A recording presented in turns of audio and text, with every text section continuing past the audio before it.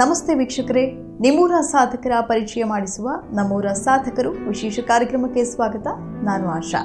ಇವತ್ತು ನನ್ನ ಜೊತೆ ಇರುವಂತಹ ಈ ವ್ಯಕ್ತಿ ಹುಟ್ಟಿದ್ದು ಮಂಡ್ಯದಲ್ಲಿ ಹುಟ್ಟುತ್ತಾರೆ. ಅದಾದ ನಂತರದಲ್ಲಿ ಇವರು ನಮ್ಮ ಭಾರತ ದೇಶದಲ್ಲಿ ಹಲವಾರು ರಾಜ್ಯಗಳನ್ನ ನೋಡ್ತಾ ಬೆಳೀತಾರೆ. ಏನಪ್ಪಾ ಅಂದರೆ ಅವರ ತಂದೆ ಹೆಚ್ಚಾಗಿ ವರ್ಗಾವಣೆ ಆಗೋ ಒಂದು ಸಿಚುವೇಶನ್ಸ್ ಜಾಸ್ತಿ ಎದುರಾಗ್ತಾ ಇದ್ದುದರಿಂದ ಇವರು ತುಂಬ ಜಾಸ್ತಿಯಾಗಿ ಹಲವು ರಾಜ್ಯಗಳನ್ನ ನೋಡಿನೇ ಬೆಳೆದಿದ್ದು ಹೆಚ್ಚು. ಅದಾದ ನಂತರದಲ್ಲಿ ಒಬ್ಬ ವರನನ್ನ ನೋಡಿ ಮದುವೆ ಮಾಡ್ತಾರೆ.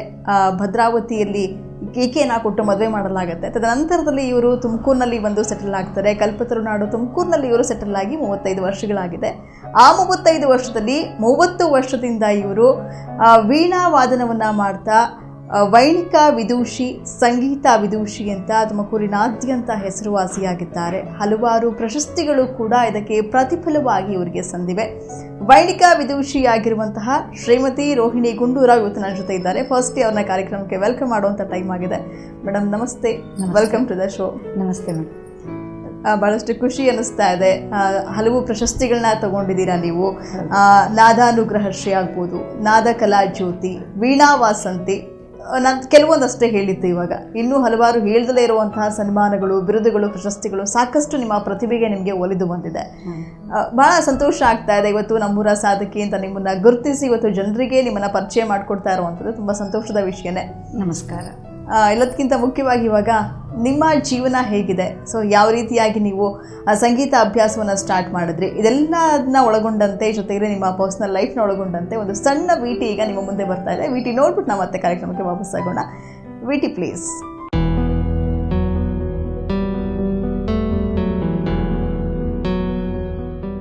ಸುಮಾರು 35 ವರ್ಷದಿಂದ ವೀಣೆಯಲ್ಲಿ ಶಾಸ್ತ್ರೀಯ ಸಂಗೀತದ ನಿರಂತರವಾದ ಸಾಧನೆಯನ್ನು ಮಾಡುತ್ತಾ ದಣಿವರಿಯದ ಚೇತನದಂತೆ ಬೆಳೆಯುತ್ತಿದ್ದಾರೆ ಶ್ರೀಮತಿ ರೋಹಿಣಿ ಗುಂಡೂರಾವ್.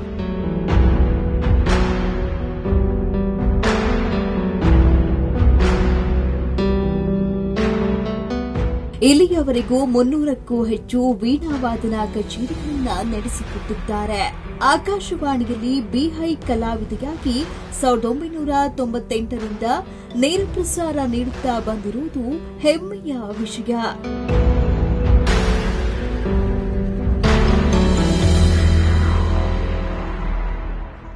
ಶ್ರೀಮತಿ ಶಾರದಮ್ಮ ಮತ್ತು ಕಾಶಿನಾಥ್ ದಂಪತಿಗಳ ಸುಪುತ್ರಿಯಾಗಿ ಜನಿಸಿದ ರೋಹಿಣಿ ಗುಂಡೂರಾವ್ ಬಾಲ್ಯದಿಂದಲೂ ಸಂಗೀತ ಕ್ಷೇತ್ರದಲ್ಲಿ ಆಸಕ್ತಿ ಉಳ್ಳವರಾಗಿದ್ದರು.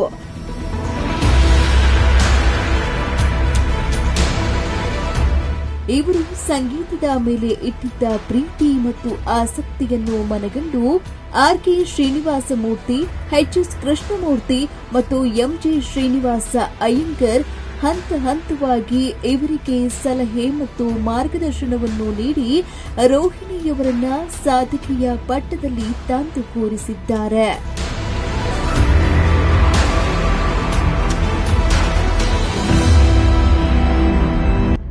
ಕಾಲೇಜು, ಜಿಲ್ಲೆ ಮತ್ತು ರಾಜ್ಯ ಮಟ್ಟದ ಸ್ಪರ್ಧೆಗಳಲ್ಲಿ ಭಾಗವಹಿಸಿ ಪ್ರಥಮ ಬಹುಮಾನ ಮತ್ತು ನಗದು ಪಾರಿತೋಷಿಕಗಳನ್ನು ಪಡೆದುಕೊಂಡಿದ್ರು. ಇದರ ಮುಂದಿನ ಹೆಜ್ಜೆಯಾಗಿ ರಾಜ್ಯ ಮಾತ್ರವಲ್ಲದೆ ಹೊರ ರಾಜ್ಯಗಳಲ್ಲೂ ಹಲವಾರು ಕಾರ್ಯಕ್ರಮಗಳನ್ನು ನೀಡುತ್ತಾ ಸಂಗೀತಾಸಕ್ತರಿಗೆ ರಸದೌತಣವನ್ನ ನೀಡುತ್ತಾ ಬಂದಿದ್ದಾರೆ.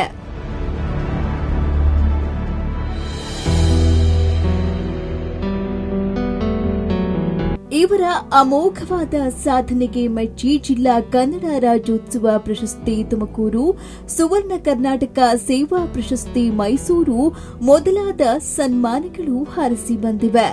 ಇದರ ಜೊತೆಗೆ ವೀಣಾ ವಾಸಂತಿ, ಸಂಗೀತ ರತ್ನ, ನಾದ ಕಲಾ ಜ್ಯೋತಿ ಮೊದಲಾದ ಬಿರುದುಗಳು ಇವರ ಶ್ರೇಷ್ಠ ಸಾಧನೆಗೆ ಸಿಕ್ಕ ಗೌರವವಾಗಿದೆ.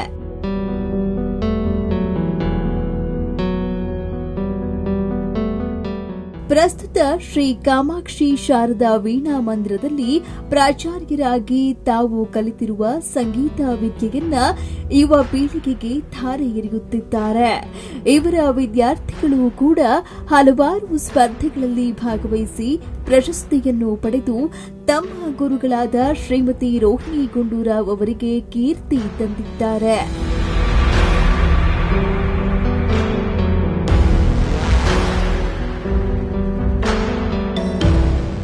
ಗುರು ಎಚ್.ಎಸ್. ಕೃಷ್ಣಮೂರ್ತಿ ಮೆಮೋರಿಯಲ್ ಟ್ರಸ್ಟ್ನ ಮ್ಯಾನೇಜಿಂಗ್ ಟ್ರಸ್ಟಿಯಾಗಿ ಸಂಗೀತ ಸುದ್ದಿಯನ್ನ ಹರಿಸುತ್ತಿದ್ದಾರೆ ರೋಹಿಣಿಯವರು. ಯಾವುದೇ ಫಲಾಪೇಕ್ಷೆ ಇಲ್ಲದೆ ನಿರಂತರವಾಗಿ ಸಂಗೀತ ಸೇವೆ ಮಾಡಿಕೊಂಡು ಬರುತ್ತಿರುವ ಸಂಗೀತ ರತ್ನ ಶ್ರೀಮತಿ ರೋಹಿಣಿ ಗುಂಡೂರಾವ್ ಅವರನ್ನ ನಮ್ಮೊಡನಿರುವ ನಮ್ಮೂರ ಸಾಧಕರು ಎಂದು ಹೇಳುವುದಕ್ಕೆ ಹೆಮ್ಮೆಯೆನಿಸುತ್ತಿದೆ.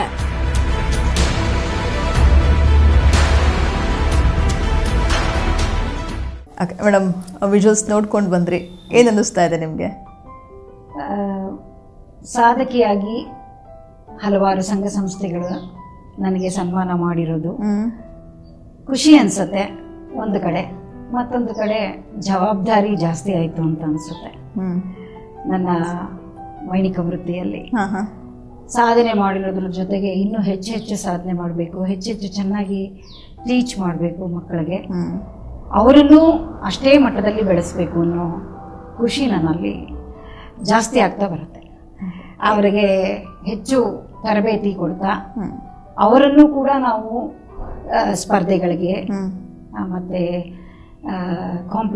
ಬೇರೆ ಬೇರೆ ರೀತಿಯಾದಂತಹ ಸಂಘ ಸಂಸ್ಥೆಗಳಲ್ಲಿ ಕಚೇರಿಗಳನ್ನು ಕೊಡಿಸುವಂತಹ ಮಟ್ಟಕ್ಕೆ ಅವ್ರನ್ನ ಬೆಳೆಸಬೇಕು ಅಂತ ಅನಿಸುತ್ತೆ. ಯಾವಾಗ ನಿಮಗೆ ವೀಣಾವಾದನದಲ್ಲಿ ನಿಮಗೆ ಸ್ವತಃ ಇಂಟ್ರೆಸ್ಟ್ ಬಂದಿದ್ದು ಯಾವಾಗಿಂದ ಕಲಿಯೋದಕ್ಕೆ ಸ್ಟಾರ್ಟ್ ಮಾಡಿದ್ರಿ? ನಾನು ಸುಮಾರು 3 ವರ್ಷದವಳು ಇರ್ಬೋದೇನೋ. ಇನ್ನು ಪುಟ್ಟ ಮಗು. ನಮ್ಮ ಬಸವನಗುಡಿ ಮನೆಯಲ್ಲಿ ನಾನಿದ್ದಾಗ ಪಕ್ಕದಲ್ಲಿ R.L. ರಾಜಾರಾವ್ ಅಂತ ವೈಣಿಕ ವಿದ್ವಾಂಸರು ಬರೋರು ಅವ್ರ ಮನೆಗೆ. ಅವ್ರ ಮನೆಯಲ್ಲಿ ವೀಣೆ ವಿಜಯ ಅಂತ ಹೇಳಿ ಒಬ್ರು, ಅವರಿಗೆ ವೀಣೆ ವಿಜಯ ಅಂತಾನೆ ಹೆಸರಾಗಿದ್ದಿತ್ತು, ಒಬ್ಬ ಯುವ ಕಲಾವಿದೆ. ಆಕೆಗೆ ಪಾಠ ಮಾಡುವಾಗ ನಾನು ಅಲ್ಲಿ ಓಡ್ ಹೋಗಿ ಕೂತ್ಕೊಳ್ತಾ ಇದ್ದಂತೆ. ಓಡ್ ಹೋಗಿ ಕೂತ್ಕೊಂಡು ತಾಳಗಳನ್ನ ಹಾಕ್ತಾ ವೀಣೆ ನಾದಕ್ಕೆ ತಲೆ ತೂಗಿಸ್ತಾ ಇದ್ದಂತೆ. ಅಲ್ಲಿಂದ ಕರ್ಕೊಂಡು ಬರೋದೇ ಕಷ್ಟ ಆಗ್ತಾ ಇತ್ತಂತೆ ಅಪ್ಪ ಅಮ್ಮಗೆ.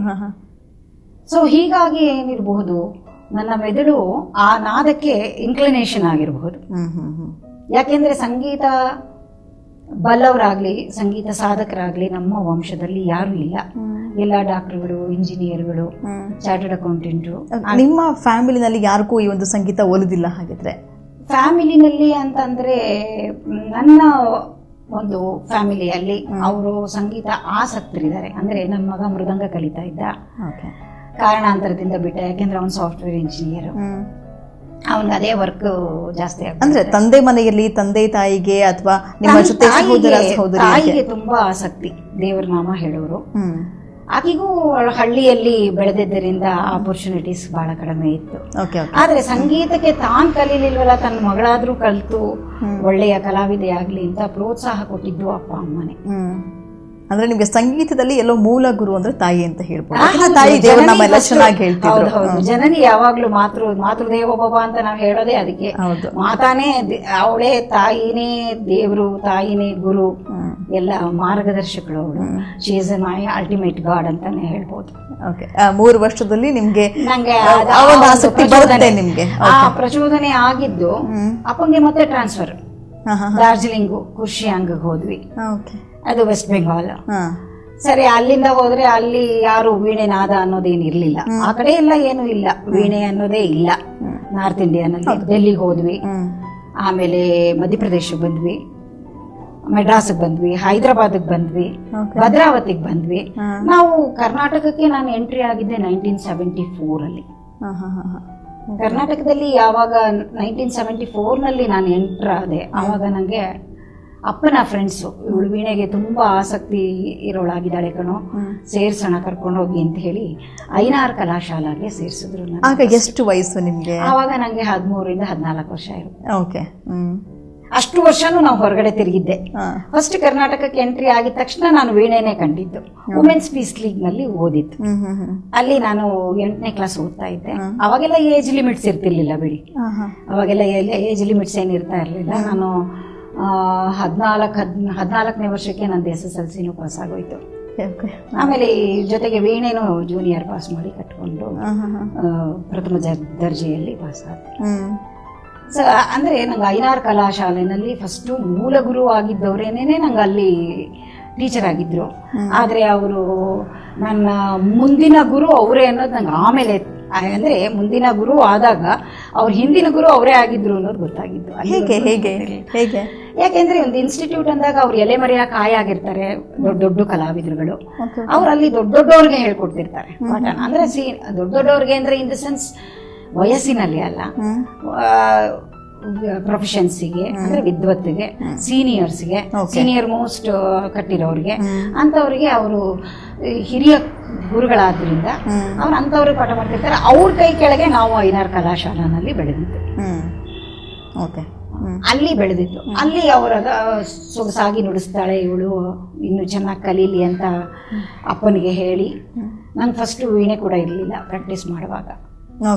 ಫಸ್ಟ್ ವೀಣೆ ಕೂಡ ಇರ್ಲಿಲ್ಲ, ಯಾಕೆಂದ್ರೆ ತುಂಬಾ ಚೇಷ್ಟೆ ಮಾಡ್ತಾ ಇದ್ದೆ ನಾನು. ತುಂಬಾ ಚೇಷ್ಟೆ ಮಾಡ್ತಾ ಇದ್ರೆ ಎಲ್ಲಿ ವೀಣೆ ಹೊಡೆದ್ ಬಿಡ್ತಾಳೆ ಅಂತ ಅಪ್ಪ ಅಮ್ಮ ಇಬ್ರು ವೀಣೆನೂ ಕೊಡ್ಸಿರ್ಲಿಲ್ಲ. ಅಲ್ಲೇ ಇನ್ಸ್ಟಿಟ್ಯೂಟ್ ಹೋಗಿ ಅಲ್ಲೇ ಪ್ರಾಕ್ಟೀಸ್ ಮಾಡ್ಕೊಂಡು ಸತತವಾಗಿ ಬರ್ತಾ ಇದ್ದೆ. ಇದಕ್ಕೆ ನನ್ನ ತಮ್ಮ ನನ್ನ ಜೊತೆಗಿರೋನು, ಯಾಕೆಂದ್ರೆ ದಾರಿ ಉದ್ದಕ್ಕೂ ಚೇಷ್ಟೆ ಮಾಡ್ಕೊಂಡು ಹೋಗ್ತಾಳೆ ಅಂತ. ಅಂದ್ರೆ ಸಹೋದರರು ಇದ್ರು ನಿಮ್ಗೆ? ನಂಗೆ ಎಲ್ಲರೂ ಸಪೋರ್ಟಿವ್ ಆಗಿದ್ರು. ಸಂಗೀತಕ್ಕೆ ಸಪೋರ್ಟ್ ಇಲ್ಲದೆ ಇರೋರು ಇಲ್ವೇ ಇಲ್ಲ, ಎಲ್ಲರೂ ಸಪೋರ್ಟಿವ್ ಆಗಿದ್ರು. And they were very good supporters. And then music critics ಆಗಿದ್ರು. ನಾನು ಮೇಲ್ ಬರಕ್ಕೆ ಅವರೆಲ್ಲರೂ ಕಾರಣ. ನೀವು ಮುಂದೆ ಕೇಳಿದಾಗ ನಾನು ಅದನ್ನ ಹೇಳ್ತೀನಿ. ಖಂಡಿತ.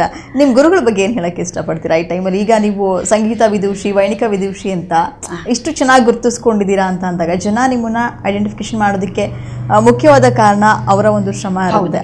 ಅವರು ನಿಮ್ಗೆ ಒಂದು ರೀತಿ ಸ್ಪೆಷಲ್ ಆಗಿ ಇಂಟ್ರೆಸ್ಟ್ ಕೊಟ್ಟಿರೋದ್ರಿಂದ, ಅಥವಾ ನಿಮ್ಮಲ್ಲಿ ಇರುವಂತ ಕಲೆಯನ್ನ ಗುರುತಿಸಿ ನಿಮ್ಗೆ ಪ್ರೋತ್ಸಾಹ ಕೊಟ್ಟಿರೋದ್ರಿಂದ, ಈ ಟೈಮಲ್ಲಿ ನೆನಪು ಮಾಡ್ಕೊಂಡು ನಿಮ್ಮ ಗುರುಗಳಿಗೆ ಏನ್ ಹೇಳಕ್ ಇಷ್ಟಪಡ್ತೀರಾ? ನನ್ನ ಮ್ಯೂಸಿಕ್ ಅಂದ್ರೆ ನನ್ನ ಸಂಗೀತದ ಹಾದಿಯಲ್ಲಿ ನಡೆದು ಬಂದಾಗ ನನಗೆ 3 ಜನ ಗುರುಗಳು ಪ್ರಮುಖವಾದವರು. ಫಸ್ಟ್ ಐನಾರ್ ಕಲಾಶಾಲಾ ಆಯಿತು, ಆಮೇಲೆ ವಾಣಿ ಇನ್ಸ್ಟಿಟ್ಯೂಟ್ ಆಯಿತು. ಇನ್ಸ್ಟಿಟ್ಯೂಟ್ಗಳಲ್ಲಿ ಕಲ್ತ್ರೆ ಎಲ್ಲರ ಮೇಲೂ ಒಂದು ಒಳ್ಳೆಯ ಹೆಲ್ತಿ ಕಾಂಪಿಟೇಷನ್ ಡೆವಲಪ್ ಆಗುತ್ತೆ ಅಂತ ಹಾಕಿದ್ರು ಅಪ್ಪ. ಎಲ್ಲಾರನ್ನೂ ನೋಡಿ ಇವಳಿಗೂ ಮೋಟಿವೇಶನ್ಸ್ ಬರುತ್ತೆ ಅಂತ ಹಾಕಿದ್ರು.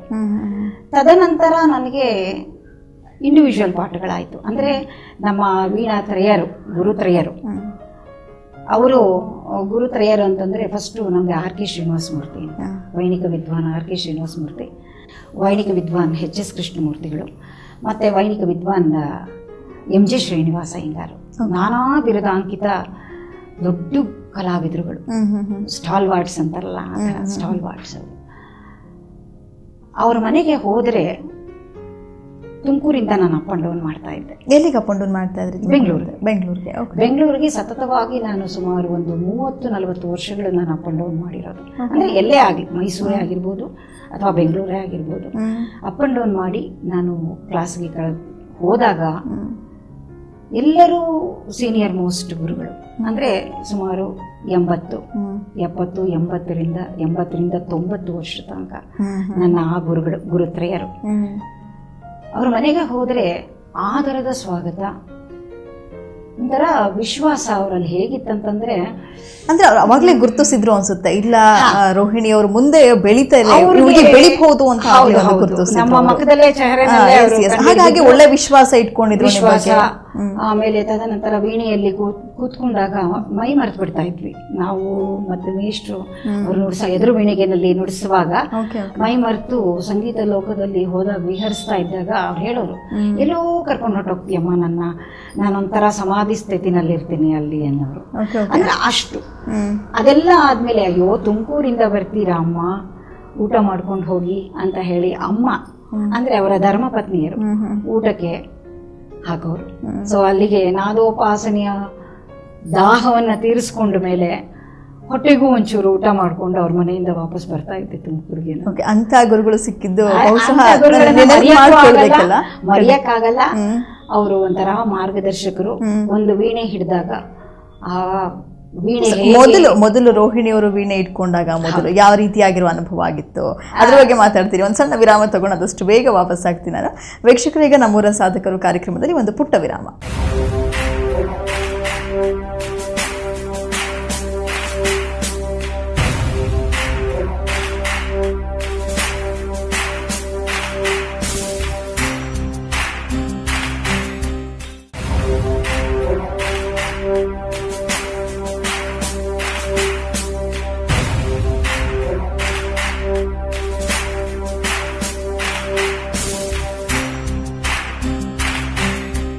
ವಿರಾಮದ ನಂತರ ನಮ್ಮೂರ ಸಾಧಕರು ಕಾರ್ಯಕ್ರಮಕ್ಕೆ ಮತ್ತೊಮ್ಮೆ ಸ್ವಾಗತ. ನನ್ನ ಜೊತೆ ಇದ್ದಾರೆ ವೈಣಿಕ ವಿದೂಷಿಯಾಗಿರುವಂತಹ ಶ್ರೀಮತಿ ರೋಹಿಣಿ ಗುಂಡೂರಾವ್ ಅವರು.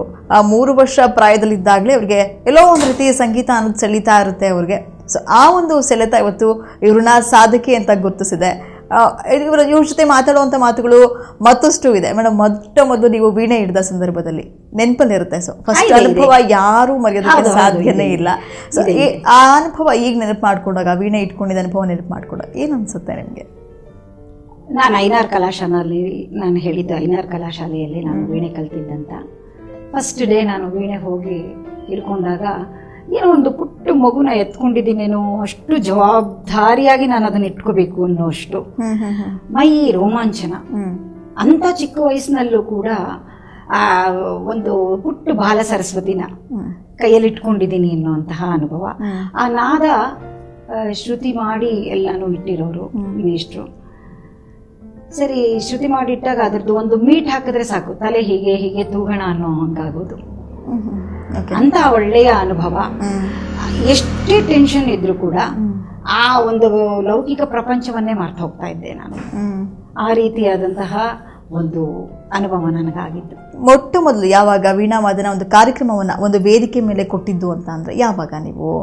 ನಾನು ಸುಮಾರು 14 ವರ್ಷದ ಹುಡುಗಿ ಇರ್ಬೋದು, 1974. 13ರಲ್ಲಿ ಕಲಿಯಕ್ಕೆ ಸ್ಟಾರ್ಟ್ ಮಾಡ್ತೀರಾ? 14ರಲ್ಲಿ ಒಂದು ವರ್ಷದಲ್ಲೇ ಆಗ್ಲೇ ಕೊಡ್ತೀರಾ? ಹೌದು. ಯಾಕೆಂದ್ರೆ ನಾನು ಸಾಧನೆ ಮಾಡುವಾಗ ನಮ್ಮ ಗುರುಗಳು ಕೈಯಿಂದ ಮಟ್ಟ ನೋಡೋರು, ಸ್ಪೀಡ್ ಹೇಗಿದೆ ನೋಡೋರು, ತಾಳಜ್ಞಾನ ಹೇಗಿದೆ ನೋಡೋರು, ಬೆರಳು ತೋರಿಸಿದ್ರೆ ಹಸ್ತ ನುಂಗ್ತಿಯಲ್ಲ ಅನ್ನೋರು. ಸೊ ಹೀಗನ್ನುವಾಗ ಒಂದ್ ದಿವಸ ವಾಣಿ ಇನ್ಸ್ಟಿಟ್ಯೂಟ್ನ ಒಂದು ವಾರ್ಷಿಕೋತ್ಸವ, ಆಕಾಶವಾಣಿ ಬಾ ಇಲ್ಲಿ ಅಂತ ಕರೆದ್ರು. ಯಾಕೆಂದ್ರೆ ನಾನು ತುಂಬಾ ಮಾತಾಡ್ತಾ ಇದ್ದೆ. ಅದಕ್ಕೆ ಬಾ ಇಲ್ಲಿ ಆಕಾಶವಾಣಿ ಅಂದ್ರು. ಹೆದರ್ಕೊಂಡು ಹೋದೆ, ಯಾಕೆಂದ್ರೆ ದೊಡ್ಡ ಗುರುಗಳವರು. ಹೆದರ್ಕೊಂಡು ಹೋದಾಗ ಎಲ್ಲಿ ನೀನ್ ಬೆರಳು ತೋರಿಸು ಅಂದ್ರು. ಹೀಗೆ ತೋರಿಸ್ದೆ. ಪರವಾಗಿಲ್ಲ, ಚೆನ್ನಾಗಿ ಅಭ್ಯಾಸ ಮಾಡಿದ್ಯಾ. ಬೆರಳನ್ನು ನೋಡಿ ಅವರು ನಾವು ಹೇಗೆ ಅಭ್ಯಾಸ ಮಾಡಿರ್ತೀವಿ ಅಂತ ಅನ್ನೋದನ್ನ ಅವ್ರಿಗೆ ಗೊತ್ತಾಗೋಗೋದು. ಬೆರಳು ನೋಡಿದ ತಕ್ಷಣ ನೀನ್ ಚೆನ್ನಾಗಿ ಅಭ್ಯಾಸ ಮಾಡಿದ್ಯಾ ಅಂತ. ನುಡ್ಸು, ನಿಂಗೆ ಏನಾಗ್ತಾ ಇದೆ ಅಂದ್ರು. ನಾ ಹೇಳ್ದೆ, ನನಗೆ ಒಂದು ವಿನಾಯಕ ನೀನು ವಿನಾ ಬ್ರೋಚುಟಕು ಅಂತ ಹೇಳಿ ಹಂಸಧ್ವನಿ ರಾಗದಲ್ಲಿ ಒಂದು ಆಗ್ತಾನೆ ಒಂದು 3-4 ತಿಂಗಳಾಗಿತ್ತು ನನಗೆ ಕೀರ್ತನೆ ಶುರುವಾಗಿ.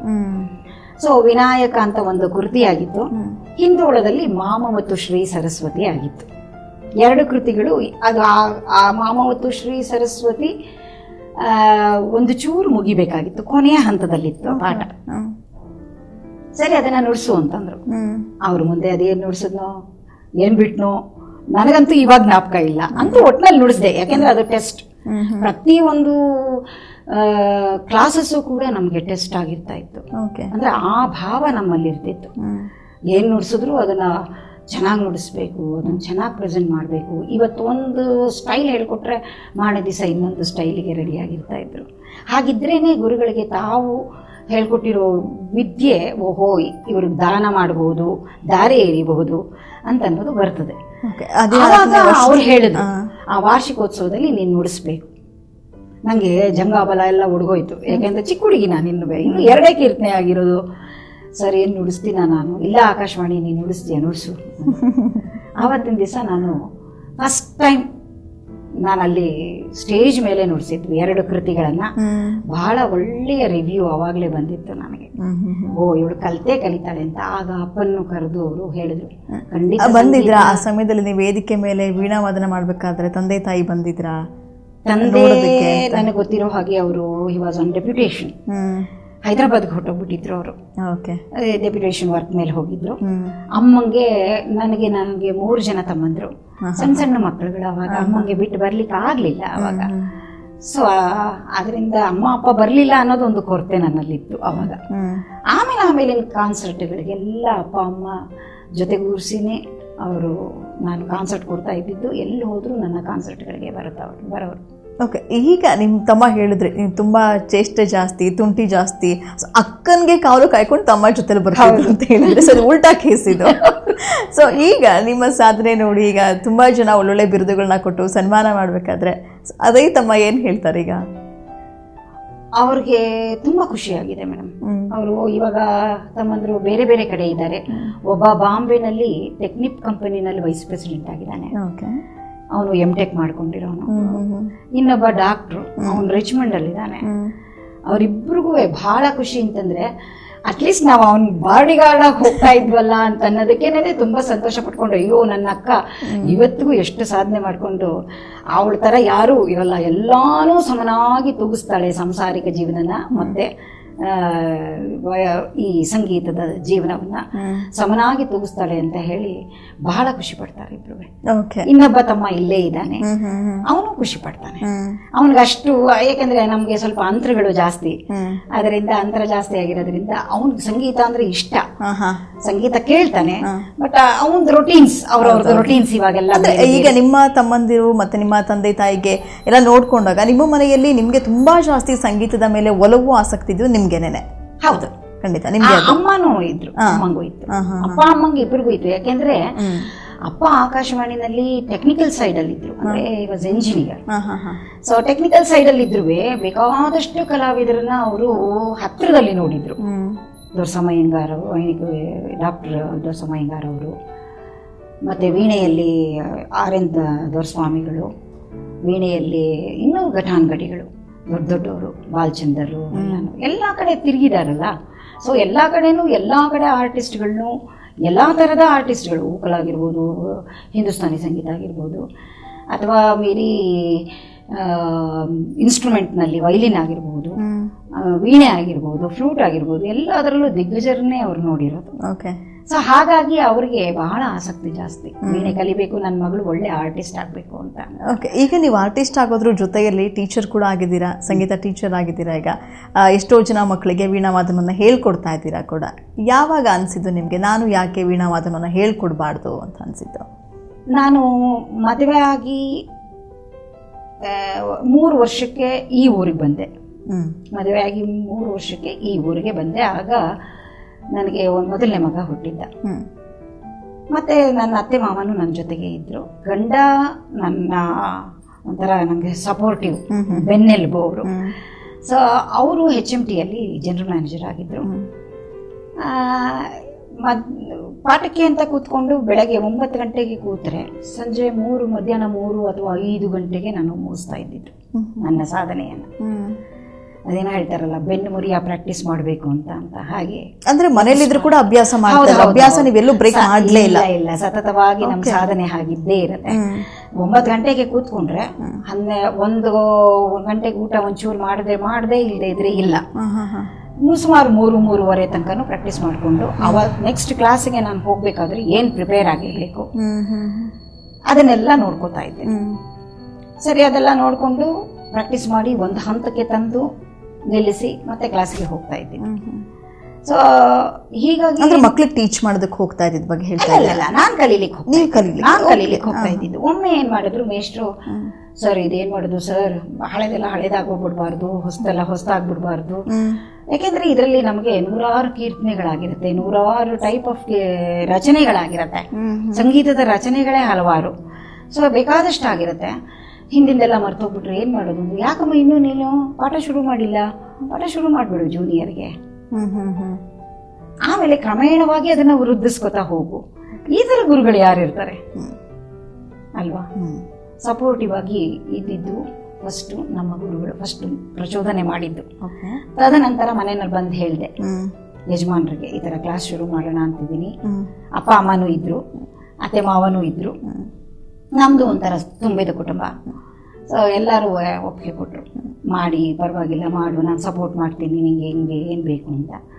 ನನ್ನ ಹತ್ರ ಇದ್ದಿದ್ದು ಒಂದೇ ವೀಣೆ. ಆವಾಗ ಎದುರು ವೀಣೆನಲ್ಲಿ ಪಾಠಾಂತರ ಹಾಕ್ಬೇಕು, ಪಾಠಾಂತರ ಕ್ರಮಗಳಾಗಬೇಕು. ಆವಾಗ ಆಮೇಲೆ ಮತ್ತೆ ಹೋಗಿ ಒಂದಕ್ಕಿಂತ ಒಂದು ಕಾನ್ಸರ್ಟ್ ವೀಣೆಗಳು ಯಾವಾಗ ಚೆನ್ನಾಗಿ ಸಿಕ್ಕಕ್ಕೆ ಶುರು ಆಯಿತು, ಆವಾಗ ನಾನು ಎದುರು ವೀಣೆಗಳನ್ನ ಕೊಂಡ್ಕೊಳಕ್ ಶುರು ಮಾಡಿದೆ. ಸೊ ಯಾವಾಗ ಜನ ಅಂದ್ರೆ ವಿದ್ಯಾರ್ಥಿಗಳು ಜಾಸ್ತಿ ಆಗಕ್ಕೆ ಬಂದ್ರು, ಆವಾಗ ವೀಣೆಗಳು ಜಾಸ್ತಿ ಆಗ್ತಾ ಹೋಗ್ತು. ಹಂಗನ್ಬಿಟ್ಟು ವಿದ್ಯಾರ್ಥಿಗಳು ಜಾಸ್ತಿ ಆದ್ರು ಅಂತ ನಾನು ವೀಣೆನೂ ಜಾಸ್ತಿ ಮಾಡ್ಕೊಂಡು ಹೋಗಕ್ಕಾಗಲ್ಲ, ಯಾಕೆಂದ್ರೆ ಅದ್ರದ್ದು ಕಾಸ್ಟ್ ತುಂಬಾ ಜಾಸ್ತಿ. ಸೊ ಹಾಗೆ ಒಂದು 5 ವೀಣೆಯನ್ನ ಇಟ್ಕೊಂಡಿದ್ದೀನಿ, ಕಾನ್ಸರ್ಟ್ ವೀಣೆಗಳು 3. ಎಷ್ಟು ಜನ ಸ್ಟೂಡೆಂಟ್ಸ್ ಬರ್ತಾರೆ? ಮೊದಲು ಶ್ರೀಮತಿ ರೋಹಿಣಿ ಅವರು ಶುರು ಮಾಡಿದಾಗ, ವೀಣಾವಾದನವನ್ನ ಹೇಳ್ಕೊಡೋದಕ್ಕೆ ಶುರು ಮಾಡಿದಾಗ ಎಷ್ಟು ಜನ ಸ್ಟೂಡೆಂಟ್ಸ್ ಬರ್ತಾರೆ? ಫಸ್ಟ್ ನಾನು ಶುರು ಮಾಡಿದ್ದು 1988ರಲ್ಲಿ. ಇಲ್ಲಿ ಶುರು ಮಾಡಿದ್ದು ಕ್ಲಾಸ್ನ. ತುಮಕೂರಿನಲ್ಲಿ ನೀವು ತುಮಕೂರಿನಲ್ಲೇ ಶುರು ಮಾಡಿದ್ದು. ತುಮಕೂರಿನಲ್ಲೇ, ಯಾಕಂದ್ರೆ ನಾವು ಇಲ್ಲಿಂದ ಕದ್ಲಲ್ಲ ಅನ್ನೋದು ನಂಗೆ ಗೊತ್ತಾಯ್ತು. ಯಾಕಂದ್ರೆ HMT ನಲ್ಲಿ ಇದ್ರಲ್ಲ ಯಜಮಾನ್ರು, ಅವ್ರು ಅವಾಗ ಬಂದಾಗ ಅಕೌಂಟ್ಸ್ ಆಫೀಸರ್ ಆಗಿ ಬಂದಿದ್ರು, ಜನರಲ್ ಮ್ಯಾನೇಜರ್ ಆಗಿ ವಾಲಂಟರಿ ರಿಟೈರ್ಮೆಂಟ್ ತಗೊಂಡಿದ್ದವರು. ಸೊ ನನಗೆ ಗೊತ್ತಾಯ್ತು ಈ ಊರ್ ಬಿಟ್ಟು ನಾವು ಕದ್ಲಲ್ಲ ಇಲ್ಲಿಂದ ಅಂತ. So I used to go for classes, travel ಮಾಡ್ತಾ ಇದ್ದೆ. ಆಮೇಲೆ ಸರಿ ಕ್ಲಾಸ್ ಶುರು ಮಾಡಿದಾಗ ಒಂದು ಫಸ್ಟ್ ಪ್ರಥಮ ಶುರು ವಿಜಯದಶಮಿ ದಿವಸ ಶುರು ಮಾಡಿದಾಗ ನನ್ನ ಮಗನೇ ನನಗೆ ಸ್ಟೂಡೆಂಟ್ ಆಗಿ ಬಂದ. ಅಮ್ಮ ಹೇಳಿದ್ಲು, ನಿನ್ ಕ್ಲಾಸ್ ಶುರು ಮಾಡೋದಾದ್ರೆ ವಿಜಯದಶಮಿ ದಿವಸ ಶುರು ಮಾಡು, ಏನು ನೋಡ್ಬೇಕಾಗಿಲ್ಲ ಅಂತ. ಅವಳೇ ಪ್ರಚೋದನೆ, ಎಲ್ಲದಕ್ಕೂ ಮೂಲ ಅವಳೇ. ಸೊ ಫಸ್ಟ್ ಸ್ಟೂಡೆಂಟ್ ಮಗ ಶುರು ಮಾಡಿದ ಶಾಸ್ತ್ರ ಅಷ್ಟೇ. ಕಲಿತೀನಿ, ಕಲ್ತು ಬಿಡ್ತೀನಿ. ಅದೇ ಮಗನ ಇವಾಗ ಮೃದಂಗ ಕಲಿಯೋದಕ್ಕೆ ಆಸಕ್ತಿ. ಅವನ ಮಗನೂ ಇವಾಗ ಮೃದಂಗಕ್ಕೆ ಹೋಗ್ತಾ ಇದ್ದಾನೆ. ಅವನ ಮಗನೂ ಇವಾಗ ಒಂದು ಲರ್ನಿಂಗ್ ಸ್ಟೇಜಸ್ ಅಲ್ಲಿ ಮೃದಂಗಕ್ಕೆ ಹೋಗ್ತಾ ಇದೆ. ಅವನು ಮೃದಂಗಕ್ಕೆ ಹೋಗಿದ್ದು ಅದೊಂದು ಇನ್ಸ್ಪಿರೇಷನ್ ಅಂತ ಹೇಳ್ಬೋದು. ಅಮ್ಮ ಹೇಳಿದ್ದು ಬಹುಶಃ ಇಲ್ಲ ವರ್ಕೌಟ್ ಆಗಿದೆ. ವಿಜಯದಶಮಿ ದಿನ ಸ್ಟಾರ್ಟ್ ಮಾಡೋದಕ್ಕೆ ಹೇಳಿದ್ದು. ನಿಮ್ಗೆ ವಿದ್ಯಾರ್ಥಿಗಳ ಸಂಖ್ಯೆ ಕೂಡ ಹೆಚ್ಚಿಗೆ ಆಯ್ತು, ನಿಮ್ಮ ವಿದ್ಯಾದಾನ ಕೂಡ ಎಷ್ಟೋ ಜನಕ್ಕೆ ಪ್ರಚಾರ ಆಯ್ತು. ಅಂದ್ರೆ ಅದನ್ನ ಸದುಪಯೋಗ ಪಡಿಸ್ಕೊಂಡ್ರು. ಅದ್ರ ಜೊತೆಯಲ್ಲಿ ನಿಮ್ಮ ಮಗನಿಗೂ ಒಂದು ಕಿಂಚಿತ್ ಆದ್ರೂ ಸಂಗೀತದ ಬಗ್ಗೆ ಆಸಕ್ತಿ ಬಂತು. ಸೇಮ್ ಅವ್ರ ಮಗನಿಗೂ ಕೂಡ ಅದೇ ಆಸಕ್ತಿ ಹೋಗಿದೆ, ಪಾಸ್ ಆಗಿದೆ ಅಂತ ಹೇಳ್ಬೋದು. ಇಂಟ್ರೆಸ್ಟಿಂಗ್ ಆಗಿದೆ. ಇರ್ಬೋದು, ಹೌದು, ಜೆನೆಟಿಕಲ್ ಇಲ್ದಿರಾನು ಇರಬಹುದು. ಆಸಕ್ತಿಯಿಂದ ಕಲಿಯುವಂತವ್ರು ಬೇಕಾದಷ್ಟು ಜನ ಮಕ್ಕಳುಗಳು ಇಲ್ಲಿ ಬರೋರು ನನಗೆ. ಅಂದ್ರೆ ಮಕ್ಕಳು ಅಂದ್ರೆ ವಿದ್ಯಾರ್ಥಿಗಳು. ಯೂಶಲ್ ಆಗಿ ನಾನು ಅದನ್ನೇ ಹೇಳ್ತಾ ಇರ್ತೀನಿ ಎಲ್ಲಾರ್ಗು. ನನ್ ಹೊಟ್ಟೆ ಹುಟ್ಟಿದ್ದವು 2 ಆದ್ರೂ ಬೆನ್ನೆ ಕಟ್ಟಿದ್ದವು 40 ಅಂತ. 40 ಜನ ಸ್ಟೂಡೆಂಟ್ಸ್ ಇದ್ದಾರೆ. ನಂಗೆ ಬೆಂಗಳೂರಿಂದನೂ ಬರ್ತಾರೆ, ಇಲ್ಲಿನೂ ಇದೆ. ಎಸ್, ನೀವು ಕೂಡ ಸಾಕಷ್ಟು ಪ್ರಶಸ್ತಿಯನ್ನು ತಗೊಂಡಿದ್ದೀರಾ. ಅದ್ರ ಜೊತೆ ಇಲ್ಲಿ ನಿಮ್ಮ ಕೈ ಕೆಳಗೆ ಕಲ್ತಂತ ವಿದ್ಯಾರ್ಥಿಗಳಿಗೆ ಪ್ರಶಸ್ತಿಗಳು ಬಂದಿದೆಯಾ, ಅದ್ರ ಬಗ್ಗೆ ಮಾತಾಡ್ತೀನಿ. ಒಂದು ಬ್ರೇಕ್ ತಗೊಂಡು ವಾಪಸ್ ಆಗ್ತೀನಿ ನಾನು. ವೀಕ್ಷಕರ, ಈಗ ನಮ್ಮೂರ ಸಾಧಕರು ಕಾರ್ಯಕ್ರಮದಲ್ಲಿ ಮತ್ತೊಂದು ಪುಟ್ಟ ವಿರಾಮ.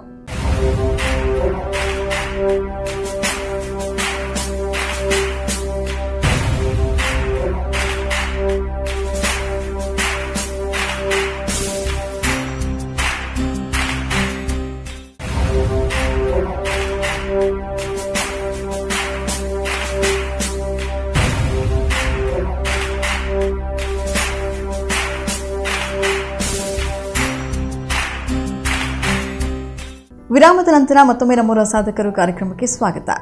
ಮೇಡಮ್, ನೀವು ಹೇಳ್ತಾ ಇದ್ರಿ ಒಂದು 40 ಜನ ಸ್ಟೂಡೆಂಟ್ಸ್ ಇದ್ದಾರೆ ಅಂತ ಹೇಳ್ತಾ ಇದ್ರಿ. ಅಂದರೆ ಈಗ ನೀವು ಟೀಚರ್ ಆಗಿ ಕೂಡ ಕೆಲಸ ಮಾಡಿದ್ದೀರಾ, ನೀವು ಕೂಡ BSc ಪದವಿಯನ್ನು ತಗೊಂಡಿದ್ದೀರಾ. ಸೊ ನೀವು ಕೂಡ ಸ್ಟೂಡೆಂಟ್ ಆಗಿದ್ದೀರಾ. ಅದ್ರ ಜೊತೆಯಲ್ಲಿ ಹಲವಾರು ಸಂಗೀತದ ಮೇಸ್ಟ್ರುಗಳ ಒಂದು ಕೈ ಕೆಳಗೆ ನೀವು ಕೂಡ ಸಂಗೀತವನ್ನು ಅಂದರೆ ವೀಣಾ ವಾದನವನ್ನು ಕೂಡ ಅಭ್ಯಾಸ ಮಾಡಿದ್ದೀರಾ. ನಿಮ್ಮ ಸ್ಟೂಡೆಂಟ್ ಲೈಫ್ನ ಹಾಗೆ ನೀವು ಇವಾಗ ಟೀಚರ್ ಆಗಿರುವಂಥ ಈ ಲೈಫ್ನ ಎರಡೂ ಹೋಲಿಕೆ ಮಾಡ್ಕೊಂಡಾಗ ಯಾವುದು ನಿಮಗೆ ಬಹಳಷ್ಟು ಸಂತೋಷ ಕೊಟ್ಟಿದ್ದು ಯಾವುದು? ವಿದ್ಯಾರ್ಥಿಗಳ ಜೊತೆ ಇರೋದೇ ಒಂದು ತುಂಬಾ ದೊಡ್ಡ ಸಂತೋಷ ನನಗೆ. ಯಾಕೆಂದ್ರೆ ಅವರು ನಮ್ಮ ಮನೆಯಲ್ಲಿ ಮನೆ ಮಕ್ಕಳಾಗಿದ್ಬಿಟ್ಟಿದ್ದಾರೆ. ಮಕ್ಕಳುಗಳು, ಹೊಟ್ಟೆ ಹುಟ್ಟಿದ ಮಕ್ಕಳುಗಳು ವೃತ್ತಿ ಜೀವನಕ್ಕೋಸ್ಕರ ಆಯ್ಕೊಂಡು ಬೆಂಗಳೂರಿಗೆ ಹೋಗಿದ್ದಾರೆ. ಹಂಗನ್ಬಿಟ್ಟು ವಾಂಚಲ್ಯ ಇಲ್ಲ ಅಂತಲ್ಲ, ತಾಯಿಗೆ ಯಾವತ್ತಿದ್ರು ಮಕ್ಕಳುಗಳು ಮಕ್ಕಳೇ, ಎಷ್ಟು ವಯಸ್ಸಾದ್ರೂ ಮಕ್ಕಳು ಮಕ್ಕಳೇನೇನೆ ಅಂತ. ಇಲ್ಲಿ ನಂಗೆ ಏನಾಗುತ್ತೆ, ವಯೋಮಿತಿ ಇಲ್ಲ ಸಂಗೀತ ಲೋಕದಲ್ಲಿ. ಎಲ್ಲಾ ವಯಸ್ಸಿನ ನಂಗಿಂತ ದೊಡ್ಡವರು ಕೂಡ ಬರ್ತಾರೆ. ಪುಟ್ಟ ಮಗು 2ನೇ ಕ್ಲಾಸ್ ಓದ್ತಾ ಇರೋದು ಒಂದು ಬರುತ್ತೆ. ಅವಕ್ಕೆ ಹೇಳ್ಕೊಳ್ಳೋದೇ ಒಂದಿದು. ಅವು ಖುಷಿಯಾಗಿ ವೀಣೆಯನ್ನು ಮೀಟನ್ನ ಹಾಕಿದ್ರೆ ಸಾಕು, ಅವಕ್ಕೆ ರೋಮಾಂಚನ ಆಗ್ಬಿಡುತ್ತೆ. ಅಂತ ಮಕ್ಕಳುಗಳು ಕೂಡ ಇದ್ದಾರೆ. ಇನ್ನ ದೊಡ್ಡವರಲ್ಲಿ ಅಂದ್ರೆ ಹಿರಿಯರಲ್ಲಿ, ಅಂದ್ರೆ ವಯಸ್ಸಿನಲ್ಲಿ ಹಿರಿಯರು ಜೊತೆಗೆ ಸಾಧನೆಯಲ್ಲೂ ಹಿರಿಯ ಮಟ್ಟದಲ್ಲಿರೋರು ಬರ್ತಾ ಇದ್ದಾರೆ, ಅವರು ಕೂಡ ಇದ್ದಾರೆ. ಓಕೆ, ಯಾವುದು ನಿಮಗೆ ತುಂಬ ಖುಷಿ ಕೊಟ್ಟಿದ್ದು student life, student life, teacher ಲೈಫೇ ನಿಮಗೆ ಭಾಳಷ್ಟು ಖುಷಿ ಕೊಟ್ಟಿದೆ ನಿಮಗೆ? ಅಂದರೆ ಎಲ್ಲ ವಯೋಮಿತಿಯನ್ನ ನೋಡ್ತಾ ಇರ್ತೀರಾ, ನೀವು ಅವ್ರಿಗೆ ಟೀಚ್ ಮಾಡ್ತಾ ಇರ್ತೀರಾ. ಹೇಳಿದ್ರಿ ನಮ್ಮ ಮನೆ ಮಕ್ಕಳಾಗ್ಬಿಟ್ಟಿದ್ದಾರೆ ಅಂತ. ಸೊ ನಿಮಗೆ ಇದು ಬಹಳಷ್ಟು ಖುಷಿ ಕೊಟ್ಟಿದೆ ಟೀಚರ್ ಲೈಫ್ ಅನ್ನೋದು ನಿಮಗೆ. ಓಕೆ, BSc ಪದವಿಯನ್ನು ಕೂಡ ಮಾಡಿದ್ದೀರಾ. ಆ ಟೈಮಲ್ಲಿ ನೀವು ಕಾಲೇಜಲ್ಲಿ ಓದಬೇಕಾದ್ರೆ ಕೂಡ ಎಲ್ಲಾದರೂ ಈ ರೀತಿಯಾಗಿರುವಂಥ ನೀವು ಗುರುತಿಸ್ಕೊಂಡಿರೋ ಈ ಕಲೆಗೆ ಸಂಬಂಧಪಟ್ಟ ಹಾಗೆ ಎಲ್ಲಾದರೂ ಹೋದಾಗ ಅದು ಪ್ರಶಸ್ತಿ ಅದು ಫಿಕ್ಸ್ ಅಂತ ಆಗ್ಬಿಟ್ಟಿತ್ತ, ರೋಹಿಣಿಯರು ಬಂದ್ಬಿಟ್ಟಿದ್ದಾರೆ ಅಂದ್ರೆ ಅವ್ರಿಗೆ ಫಿಕ್ಸ್ ಇದು ಅಂತ? ಇಲ್ಲ, ಇದರಲ್ಲಿ ಯಾವಾಗ್ಲೂ ವಿದ್ಯೆಗೆ ಆದ್ಯತೆ ಜಾಸ್ತಿ ಇರುತ್ತೆ. ಅಂದ್ರೆ ಫಿಕ್ಸ್ ಅಂದ್ರೆ ಎದುರುಗಡೆ ಯಾರು ಇರ್ತಾರೆ ನಿಮ್ ಜೊತೆ ಪಾರ್ಟಿಸಿಪೇಟ್ ಮಾಡೋದಕ್ಕೆ ಬಂದಿರೋಂಥವ್ರಿಗೆ ರೋಹಿಣಿ ಬಂದಿದ್ದಾರೆ ಅಂತ ಅಂದ್ರೆ ಹೆಲ್ತಿ ಕಾಂಪಿಟೇಷನ್ಸ್ ಇರೋದು.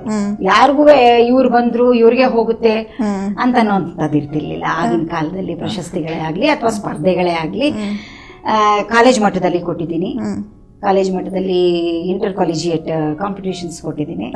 ಆಮೇಲೆ ಡಿಸ್ಟ್ರಿಕ್ಟ್ ಲೆವೆಲ್ ಕಾಂಪಿಟೇಷನ್ಸ್ ಅಲ್ಲಿ ಕೊಟ್ಟಿದ್ದೀನಿ. ನಾನು ಚಿಕ್ಕ ವಯಸ್ಸಿಂದಾನೇ ಸ್ವಲ್ಪ ಯಾವಾಗ ನಮ್ಮ ಗುರುಗಳು ಒಳ್ಳೆಯ ದಿವಸ ನನಗೆ ವೇದಿಕೆಯನ್ನ ಕೊಟ್ಟು ಅವ್ರ ವಾರ್ಷಿಕೋತ್ಸವದಲ್ಲಿ ನನಗೆ ಪ್ರೋತ್ಸಾಹನ ಕೊಟ್ಟರು, ಅವತ್ತಿಂದ ನಾನು ಬೆಳೀತಾ ಇರೋದೆ, ಹಿಂದೆ ತಿರುಗಿ ನೋಡೇ ಇಲ್ಲ. ಒಂದೊಂದೇ ಹೆಜ್ಜೆ ದಿಟ್ಟವಾಗಿ ಹಾಕ್ತಾ ಹೋಗ್ತಾ ಇದ್ದೀನಿ ಹೊರತು ಯಾವತ್ತೂ ನಾನು ಒಂದು ಲಕ್ ಅಂತ ಅನ್ಕೊಂಡಿಲ್ಲ. ಯಾಕೆಂದ್ರೆ ನನಗೆ ಲಕ್ ಇಲ್ಲ. ನಾನು ತುಂಬಾ ಶ್ರದ್ಧೆಯಾಗಿ ಯಾವ ಒಂದು ಆಡಂಬರಕ್ಕೂ ಒಳಗಾಗದೆ, ಯಾವುದೇ ಟೈಮಲ್ಲೇ ಆಗಲಿ, ನನ್ನ ಯೂತ್ ಟೈಮಲ್ಲೇ ಆಗಿರ್ಬೋದು ಅಥವಾ ಇನ್ನೂ ಚಿಕ್ಕ ವಯಸ್ಸಿನಲ್ಲೇ ಆಗಿರಬಹುದು ಅಥವಾ ಇವಾಗ್ಲೂ ಆಗಿರ್ಬೋದು, ನನಗೆ ಪ್ರೋಗ್ರಾಮ್ ಕೊಡಿ ಅಂತ ನಾನು ಯಾವತ್ತೂ ಕೇಳ್ಕೊಂಡು ಹೋಗಿಲ್ಲ. ಅದಾಗದೇ ಬಂದಿರೋದು ಪ್ರೋಗ್ರಾಮ್ಗಳು, ಅವಾರ್ಡ್ಗಳು ಅಷ್ಟೇನೆ ಅದಾಗದೇ ಬಂದು ಗುರುತಿಸಿ ಬಂದಿರೋ ಅಂತ. ಖಂಡಿತ ಜಿಲ್ಲಾ ಮಟ್ಟದಲ್ಲಿ, ರಾಜ್ಯ ಮಟ್ಟದಿಂದ ಕೂಡ ನೀವು ಪ್ರಶಸ್ತಿಯನ್ನು ತಗೊಂಡಿದ್ದೀರಾ. ಮೈಸೂರು ದಸರಾ ಸಂದರ್ಭದಲ್ಲಿ ಕೂಡ ಅಲ್ಲೂ ಕೂಡ ಅಭಿನಂದನಾ ಪತ್ರವನ್ನು ತಗೊಂಡಿದ್ದೀರಾ. ನೀವು ಸಾಕಷ್ಟು ನಿಮಗೆ ನಿಮ್ಮ ಒಂದು ಸಾಧನೆಗೆ ಒಂದು ರೀತಿ ಪ್ರಶಂಸಿಸಿ ನಿಮಗೆ ಹಲವು ಬಿರುದುಗಳನ್ನ ಕೂಡ ಕೊಟ್ಟಿದ್ದಾರೆ. ಯಾವ ಟೈಮಲ್ಲಿ ನೀವು ತಗೊಂಡಿದ್ದ ಪ್ರಶಸ್ತಿ ನಿಮ್ಮನ್ನ ಹೆಚ್ಚು ಭಾವುಕರನ್ನಾಗಿ ಮಾಡ್ತಾ? ನಿಮ್ಮನ್ನ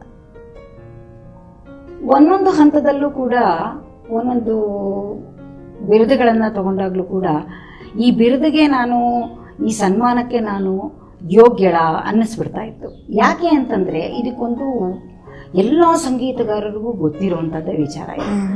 ಹೇಗೆ ಅಂತಂದ್ರೆ ಸಂಗೀತದಲ್ಲಿ ಯಾವಾಗ್ಲೂ ವಿದ್ಯಾರ್ಥಿಗಳೇ, ಯಾವತ್ತೂ ನಾನು ಕಲಿತೆ ಅನ್ನೋ ಎಲ್ಲರೂ ಹೇಳೋದನ್ನ ಕೇಳಿದೀವಿ. ಸಂಗೀತ ವಿಚಾರ ಬಂದಾಗ ಸಂಗೀತದಲ್ಲಿ ಎಲ್ಲರೂ ವಿದ್ಯಾರ್ಥಿಗಳೇ. ನಮ್ಮ ಅಂತಹ ದಿಗ್ಗಜರು ಅಂದ್ರೆ ನಮ್ಮ ಗುರುತ್ರಯರು, ನಾನು ಹೋಗಿ ಪಾಠಕ್ಕೆ ಕೂತಾಗ ಅವ್ರಿಗೆ ನಾನು ಹೇಳ್ತಾ ಇದ್ದೆ, ಈ ತರ ನಂಗೆ ಸೀನಿಯರ್ನಲ್ಲಿ 4th ರ್ಯಾಂಕ್ ಅವರೇ ಹೇಳಿದ್ರು, ರ್ಯಾಂಕ್ ಬಂದಿದ್ಯಾ ನೋಡ್ಕೊಂಬ ಅಮ್ಮ ಅಂತ. ನಂಗೆ ಅಷ್ಟೊಂದು ಎಕ್ಸ್ಪೆಕ್ಟ್ ಕೂಡ ಮಾಡಿರ್ಲಿಲ್ಲ. ಸೊ ಆವಾಗ ಒಂದು ಮಾತು ಹೇಳೋರು, ನಂಗೆ ಏನು ಗೊತ್ತಿದೆಯೋ ಅದನ್ನು ನಾನು ಹೇಳ್ಕೊಡ್ತೀನಿಮ್ಮ. ಸಾಧನೆ ಮಾಡೋದು ಕೇಳೋದು ಕೇಳ್ಮೆಯಿಂದ ಬರಬೇಕು, ಸಾಧನೆಯಿಂದ ಬರಬೇಕು. ಪಾಠ ಹೇಗಿದೆ, ಅದು ವ್ಯವಸ್ಥಿತವಾಗಿರುವಂತಹ ಪಾಠ, ನುಡಿಸಾಣಿಕೆಯಲ್ಲಿ ಹೇಗಿರಬೇಕು, ಮಾತಾಡಬೇಕು ವೀಣೆ, ಸುಮ್ಮನೆ ಮೀಟ್ ಹಾಕಿದ್ರೆ ಟಣ್ ಟಣ್ ಅನ್ನೋದಲ್ಲ ಅನ್ನೋ ಹಾಗೆ ಹೇಳೋರು. ಸೊ ಇವುಗಳು ಏನಾಗೋದು ಅಂದ್ರೆ ಅದರಿಂದ ನಂಗೆ ಏನ್ ಅನ್ಸೋದು, ಯಾವಾಗ್ಲೂ ನಾನು ವಿದ್ಯಾರ್ಥಿನೇ, ಇವತ್ತಿಗೂ ನಾನು ವಿದ್ಯಾರ್ಥಿನೇ. ಯಾರು ಕೇಳಿದ್ರು ಅಯ್ಯೋ ನಾನು ಬೇಕಾದಷ್ಟಿದೆ ಸರ್ ಸಾಧನೆ ಮಾಡೋದು ಅಂತೇನೆ. ಸಾಧನೆ ಮಾಡೋದು ಬೇಕಾದಷ್ಟಿದೆ ಸರ್, ಏನ್ ಬರುತ್ತೋ ಅದನ್ನ ನಾವು ಅಲ್ಲಿ ಕೊಟ್ಟು ಪ್ರತಿಯೊಂದು ಕಾನ್ಸರ್ಟ್ ಅಲ್ಲೂ ಅಷ್ಟೇ. ಅಂದ್ರೆ ಈಗ ನೀವು ವಿದ್ಯಾರ್ಥಿಗಳಿಗೆ ನೀವು ವೀಣಾವಾದನವನ್ನು ಹೇಳ್ಕೊಡ್ತಾ ಇದ್ದೀರಾ, ಅವ್ರಿಗೆ ಹೇಳ್ಕೊಡೋ ಟೈಮಲ್ಲಿ ವೀಣೆಯನ್ನು ನುಡಿಸ್ತೀರಾ. ಅದನ್ನ ಹೊರತುಪಡಿಸಿ ನಿಮ್ಗೆ ಯಾವಾಗಲಾದ್ರೂ ತುಂಬಾ ಖುಷಿ ಆದಾಗ, ತುಂಬಾ ಬೇಜಾರಲ್ಲಿದ್ದಾಗ ಯಾವಾಗ ನಿಮ್ಗೆ ವೀಣಾವಾದನವನ್ನು ಮಾಡಬೇಕು ಅಂತ ಅನ್ಸುತ್ತೆ ನಿಮ್ಗೆ? ಸದಾ ನಾನು ವೀಣೆನಲ್ಲೇ ಇರ್ತೀನಲ್ಲ, ಸದಾ ನಾನು ವೀಣೆನಲ್ಲೇ ಇರ್ತೀನಿ. ದುಃಖ ಆದಾಗ ಅಂದ್ರೆ ಈಗ ಹಲವು ತಿಂಗಳ ಕೆಳಗಡೆ ನಾನು ಅಮ್ಮನ್ನ ಕಳ್ಕೊಂಡೆ. ಇದಕ್ಕಿದ್ದಾಗೆ ಕೈ ಕೊಟ್ಬಿಟ್ಟು ಹೋಗ್ಬಿಟ್ಲು ಅಂತಾರಲ್ಲ, ಹಂಗೆ ಇದಕ್ಕಿದ್ದಾಗೆ ಹೋಗ್ಬಿಟ್ಲು ಅಮ್ಮ. ಸೊ ಆ ಒಂದು ಅದು ವೀಣೆ ಹಿಡ್ಕೊಂಡಾಗ್ಲೂ ಅವಳದು ಪ್ರೋತ್ಸಾಹ, ಅವಳು ಮಾತಾಡ್ತಾ ಇದ್ದಿದ್ದು ಎಲ್ಲನೂ ನಮಗೆ ಜ್ಞಾಪಕ ಬರ್ತಾನೆ ಇರುತ್ತೆ. ಬಂದರೂ ಕೂಡ ಅವಳಿಗೆ ಇಷ್ಟವಾದಂತಹ ಹಾಡುಗಳು ಅದುಗಳನ್ನೆಲ್ಲ ನುಡಿಸಿ, ನೋಡು ನಮ್ಮ ಆ ದೇವಲೋಕದಲ್ಲಿದ್ದರೂ ಕೂಡ ನೋಡಮ್ಮ ನಾನು ಇಷ್ಟು ಮಾಡಿದ್ದೀನಿ ಸಾಧನೆಯ, ಇದನ್ನ ಇನ್ನೂ ಹೆಚ್ಚು ಇಂಪ್ರೂವ್ ಮಾಡೋದು ನೀನೇ ಅಂತ ಹೇಳ್ಕೊಂಡು ಆವಾಗಲೂ ಭಾವೋದ್ವೇಗ ಇರುತ್ತೆ, ಖುಷಿ ಕೊಟ್ಟಿರತ್ತೆ. ಅದೇ ಭಾವೋದ್ವೇಗಗಳು ಅಂತ, ರಸೋತ್ಪತ್ತಿಗಳು ಭಾವೋದ್ವೇಗ ಅಂತ ಹೇಳ್ತೀವಿ ನಾವು ಇದರಲ್ಲಿ. ಸೊ ಅದು ಖುಷಿ ಕೊಟ್ಟಿರುವಂತಹ ಸಂದರ್ಭಗಳು ನನಗೆ. ಕಾನ್ಸರ್ಟ್ಗಳಲ್ಲಿ ತಗೊಂಡಾಗ ಎಲ್ಲಾ ಕಾನ್ಸರ್ಟ್ಗಳು ನಮಗೆ ಟೆಸ್ಟೇ. ಪ್ರತಿ ಒಂದು ಕಾನ್ಸರ್ಟ್ ಅಲ್ಲಿ ಅಂದ್ರೆ ಕೆಲವು ಕಡೆ ಏನಾಗುತ್ತೆ, ತುಂಬಾ ನಾವು ಭಾವುಕರಾಗಿ ನುಡಿಸಿರ್ತೇವೆ, ಆ ಒಂದು ವೇದಿಕೆನೆ ಹಾಗಿರುತ್ತೆ. ಅಲ್ಲಿ ಹೋದಾಗ ನಾವು ಮ್ಯೂಸಿಕ್ ಥೆರಪಿಗಳ ಬಗ್ಗೆ ಕೆಲವು ರಾಗಗಳನ್ನು, ಯಾವ ವೇದಿಕೆ ನಿಮ್ಗೆ ಮರೆಯೋದಕ್ಕೆ ಸಾಧ್ಯ ಇಲ್ಲ? ಹೇಳಿದ್ರಿ ನಮ್ಮ ಗುರುಗಳು ಫಸ್ಟ್ ನನಗೆ ವೇದಿಕೆ ಕೊಟ್ಟಿದ್ದು ಅಂತ. ಯಾವಾಗಲೂ ಫಸ್ಟ್ ವೇದಿಕೆ, ಫಸ್ಟ್ ಅಟೆಂಪ್ಟ್, ಫಸ್ಟ್ ಪ್ರೋಗ್ರಾಮ್ ಯಾರ ಲೈಫಲ್ಲಿ ಯಾರು ಕೂಡ ಮರೆಯೋಕ್ಕಾಗಲ್ಲ. ಆದರೆ ನಿಮಗೆ ತುಂಬಾ ಖುಷಿ ಕೊಟ್ಟಿದ್ದು, ನನ್ನ ಲೈಫಲ್ಲಿ ನನಗೆ ಇದು ಮಾಡಿದ್ದು ತುಂಬಾ ಖುಷಿ ಅನ್ನಿಸ್ತು ನನಗೆ ಅಂತ ಒಂದು ರೀತಿ ತುಂಬಾ ಪ್ರೌಡ್ ಫೀಲ್ ಆಗುವಂಥದ್ದು, ಬಹಳಷ್ಟು ಖುಷಿ ಇರೋದು ಯಾವ ಒಂದು ಕಾರ್ಯಕ್ರಮ ನಿಮಗೆ? ನಾವು ನಮ್ಮ ಕಾಮಾಕ್ಷಿ ಶಾರದಾ ವೀಣಾ ಮಂದಿರ ಅಂತ ನಾನು ಇಟ್ಕೊಂಡಿರೋದು ಹೆಸರು. ಹೆಸರೇ ಸೂಚಿಸುವಂತೆ ಅಂತಹ ಒಂದು ಕಾಮಾಕ್ಷಿ ಅಂದ್ರೆ ಅವಳ ಆ ಶಾರದೆ ಒಂದು ಕಣ್ಣನ್ನ ಬಿಟ್ರೆ ಸಾಕು ಎಲ್ಲ ಅನುಗ್ರಹಿಸ್ಬಿಡ್ತಾಳೆ ಅಂತ. ಕಾಮಾಕ್ಷಿ ಅಂದ್ರೆ ಇಚ್ಛಾಶಕ್ತಿ, ಅವಳು ಆ ಕಾಮಾಕ್ಷಿ ಶಾರದೆ ಅಂತ. ಅದನ್ನ ಹೆಸರಿಟ್ಕೊಂಡು ನಾವು ಶುರು ಮಾಡಿದ್ಮೇಲೆ ಯಾವಾಗ ಜವಾಬ್ದಾರಿಗಳು ಜಾಸ್ತಿ ಆಯ್ತು, ವಿದ್ಯಾರ್ಥಿಗಳು ಜಾಸ್ತಿ ಬರೋಕ್ಕೆ ಶುರು ಮಾಡಿದ್ರು. ಅವ್ರನ್ನ ಟ್ರೈನ್ ಅಪ್ ಕೊಟ್ಟರು. ನಾವು ವೇದಿಕೆಗಳಿಗೆ ತಯಾರು ಮಾಡೋಕ್ಕೆ ಶುರು ಮಾಡಿದ್ವಿ, ಸ್ಪರ್ಧೆಗಳಿಗೆ ಕಳ್ಸಕ್ಕೆ ಶುರು ಮಾಡಿದ್ವಿ. ಹೀಗಾಗಿ ಎಲ್ಲ ಜವಾಬ್ದಾರಿ ಜಾಸ್ತಿ ಆಯಿತು. ಕಾಮಾಕ್ಷಿ ಶಾರದಾ ವೀಣಾ ಮಂದಿರ ಸಾಲಲ್ಲ ಅಂತ ಅಂದ್ಕೊಂಡು ನಮ್ಮ ಗುರುಗಳು ಅಷ್ಟೊತ್ತಾಗಲೇ ದೈವಾಧೀನವಾಗಿಬಿಟ್ಟಿದ್ರು. ಸೊ ಅವ್ರ ಹೆಸರಲ್ಲಿ ಒಂದು ಟ್ರಸ್ಟನ್ನು ಸ್ಥಾಪಿಸಿ ಆ ಟ್ರಸ್ಟಲ್ಲಿ ಎಜುಕೇಟಿವ್ ಕಾರ್ಯಕ್ರಮಗಳನ್ನ ಮಾಡೋಕ್ಕೆ ಶುರು ಮಾಡಿದ್ವಿ. ಎಜುಕೇಟಿವ್ ಕಾರ್ಯಕ್ರಮ ಅಂದರೆ ಹೇಗಿರಬೇಕು, ಆಮೇಲೆ ಏನೇನು ನೀಡ್ಸ್. ತುಮಕೂರು ರೂರಲ್ಲಿಂದ ಬರೋರಿಗೆ ವೀಣೆ ಅಂದ್ರೇನೆ ಏನು ಅನ್ನೋದು ಗೊತ್ತಿರಲ್ಲ. ಸೊ ವೀಣೆಯ ಬಗ್ಗೆ ಪ್ರಾತ್ಯಕ್ಷಿಕೆಗಳು,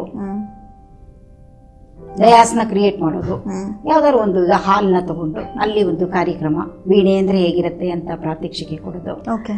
ಆಮೇಲೆ ವೀಣೆಯ ಆಕಾರಗಳು ಹೇಗೆ, ಅದು ಆವಿಷ್ಕಾರಗಳಿಂದ ಹೇಗೆ ಬಂತು ಅಂತ ಅನ್ನೋದಕ್ಕೆ, ಹೀಗೆ ನೂರಾರು ನಾದೋಪಾಸನೆ ಬಗ್ಗೆ, ನಾದಲಯ ಯೋಗದ ಬಗ್ಗೆ ಹೀಗೆಲ್ಲ ನಾವು ಮಾಡ್ಕೊಂಡು ಬಂದ್ವಿ.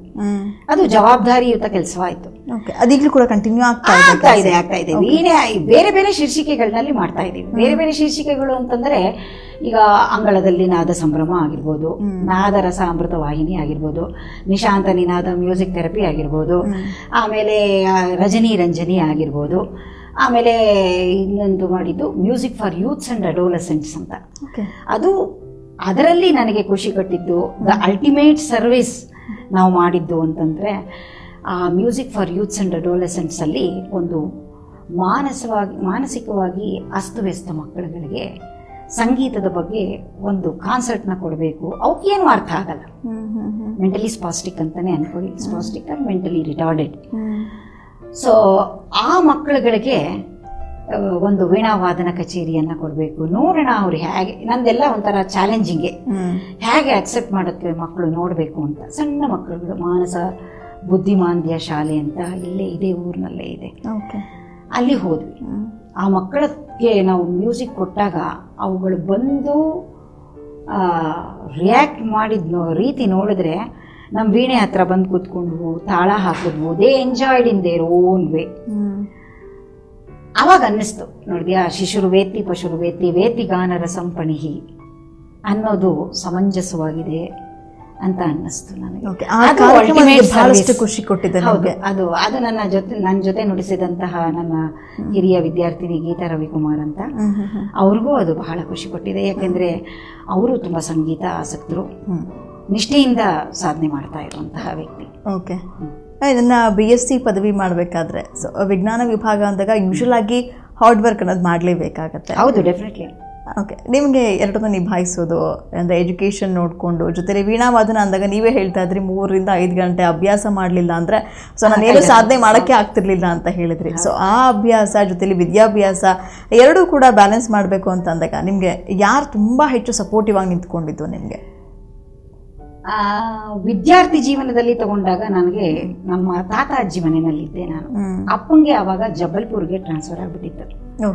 ನಾನು ಜೂನಿಯರ್, ಅದೇ ಹೇಳಿದ್ನಲ್ಲ, ಜೂನಿಯರ್ ಪಾಸ್ ಆಗಿ ನಾನು ಫಸ್ಟ್ ಕಾನ್ಸರ್ಟ್ ಕೊಟ್ಟನಲ್ಲ, ಅದಾದ್ಮೇಲೆ ನಮ್ಮ ಅಪ್ಪಂಗೆ ಮಧ್ಯಪ್ರದೇಶ ಜಬಲ್ಪುರ್ಗೆ ಟ್ರಾನ್ಸ್ಫರ್ ಆಗ್ಬಿಡ್ತು. ಜಬಲ್ಪುರ್ಗೆ ಟ್ರಾನ್ಸ್ಫರ್ ಆದಾಗ ಏನ್ ಮಾಡೋದು, ನಂಗೆ ವೀಣೆ ಬಿಡ್ಲಿಕ್ಕೆ ಇಷ್ಟ ಇಲ್ಲ, ಅಪ್ಪ ಅಮ್ಮನ ಬಿಡ್ಲಿಕ್ಕೂ ಇಷ್ಟ ಇಲ್ಲ. ಯಾಕೆಂದ್ರೆ ಜೊತೆಯಾಗೆ ನಾವು ಅಮ್ಮನ ಒಂಥರ ಮಡಲಿನಲ್ಲಿ ಬೆಚ್ಚಿ ಬೆಳೆದವರು ನಾವು. ಸೊ ಬಿಡಕ್ಕೂ ಇಷ್ಟ ಇಲ್ಲ, ಈ ಕಡೆ ವೀಣೆ ಬಿಡಕ್ಕೆ ಇಷ್ಟ ಇಲ್ಲ. ಕೊನೆಗೆ ಆಮೇಲೆ ಮಂಡ್ಯದಲ್ಲಿ ತಾತ ಅಜ್ಜಿ ಮನೆಯಲ್ಲಿದ್ದೆ. ಅಲ್ಲಿ ಒಂದು 3 years ಅಂದ್ರೆ first year PUC, second year PUC, BSc first year, 3 ವರ್ಷನೂ ಅಲ್ಲೇ ನಾನು ಮಾಡಿದ್ದು. ತಾತಂಗೆ ಅವರು ಜೀನಿಯಸ್.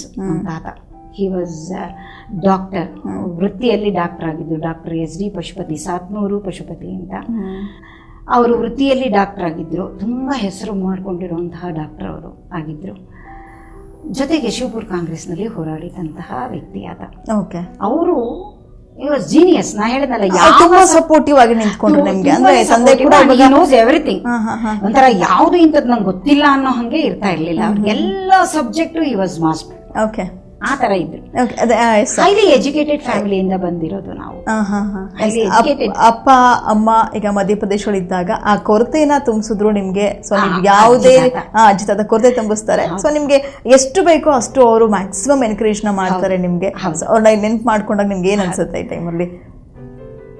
ನಮ್ಮಲ್ಲಿ ನಮ್ಮ ವಾಸುದೇವಾಚಾರ್ಯರು ಒಂದು ಕೃತಿಯನ್ನ ಬರೆದಿದ್ದಾರೆ, ಸುನಾದ ವಿನೋದಿನಿ ಅಂತ. ಆ ಸುನಾದ ವಿನೋದಿನಿ ಅಂದರೆ ನಿಮಗೆ ಅರ್ಥನೇ ಗೊತ್ತಾಗುತ್ತೆ. ನಾದವೇ ಒಂಥರ ಸುನಾದವಾಗಿರುವಂಥದ್ದು, ಆನಂದ ಕೊಡುವಂಥದ್ದು ಅಂತ. ಆ ಸುನಾದ ವಿನೋದಿನಿ ರಾಗದಲ್ಲಿ ವಾಸುದೇವಾಚಾರ್ಯರದೊಂದು ಕೃತಿ ಇದೆ, ದೇವಾದಿದೇವ ಶ್ರೀವಾಸುದೇವ ಕಾವುಮಯ್ಯನನ್ನು ಕರುಣಾಲವಾಲ ಅಂತ ಹೇಳಿ ಒಂದು ಕೃತಿ. ತಾತ ಹೇಳೋರು, ಅರ್ಥಗರ್ಭಿತವಾಗಿ ನೀನು ವೀಣೆ ನುಡಿಸಿದ್ರೆ ಅದು ಬರೀ ಟಣ್ ಅನ್ಬಾರದು, ಸಾಹಿತ್ಯ ನುಡಿಸಿ ಸಾಹಿತ್ಯವನ್ನ ಹೇಳಿಕೊಂಡು ಸಾಹಿತ್ಯದ ಭಾವವನ್ನ ಟರ್ನ್ ಮಾಡಿ. ಹಾಗಾದ್ರೆ ಯಾವಾಗ್ಲಾದ್ರೂ ತಾತನ ಎದುರಿಗೆ ತಪ್ಪಾಗಿ ನುಡಿಸಿ ಬಯಸ್ಕೊಂಡಿದ್ದು ಉಂಟಾ? ಇದ್ರ ಬಗ್ಗೆ ಮಾತಾಡ್ತೀನಿ. ಒಂದು ಬ್ರೇಕ್ ತಗೊಂಡು ಬರ್ತೀನಿ, ವಾಪಸ್ ಬರ್ತೀನಿ. ವೀಕ್ಷಕರಿಗೆ ನಮ್ಮೂರು ಸಾಧಕರು ಕಾರ್ಯಕ್ರಮದಲ್ಲಿ ಒಂದು ಚಿಕ್ಕ ವಿರಾಮ.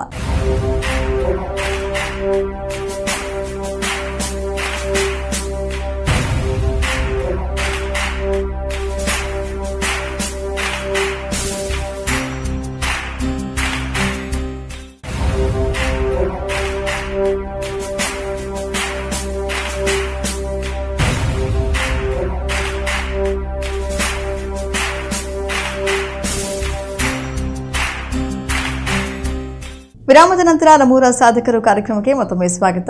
ತಾತನ ಕೈಲಿ ಬಯಸ್ಕೊಂಡಿದ್ದು ಉಂಟಾ ಅಂತ ಕೇಳಿದೆ. ಯಾವಾಗ ನೆನಪಲ್ಲಿದೆಯಾ ತಾತನ ಹತ್ರ ಬಯಸ್ಕೊಂಡಿರುವಂಥದ್ದು? ತಾತ ಡಾಕ್ಟ್ರು, ಅಜ್ಜಿ ಹೌಸ್ ವೈಫ್. ನಮ್ಮ ಗೌರಮ್ಮ ಅಜ್ಜಿ ಅವರು ಸುಪ್ರೀಂ ಕೋರ್ಟ್ ಜಸ್ಟಿಸ್ ಮಗಳು. ಆಗಿನ ಕಾಲಕ್ಕೆ ಬಾಲೆಪುರದ ಸುಬ್ಬಣ್ಣ ಅಂತ ಅವರ ಮಗಳು. ಅರಿಸ್ಟೋಕ್ರಾಟಿಕ್ ಫ್ಯಾಮಿಲಿಯಿಂದ ಬಂದವರು. ವಿದ್ಯೆಯಲ್ಲಿ ಕೂಡ ಅಷ್ಟೇ, ಆಗಿನ ಕಾಲಕ್ಕೆ ಮೆಟ್ರಿಕ್ಯುಲೇಷನ್ ಅಂತ ಆ ಎಕ್ಸಾಮ್ ಪಾಸ್ ಮಾಡಿದವರು.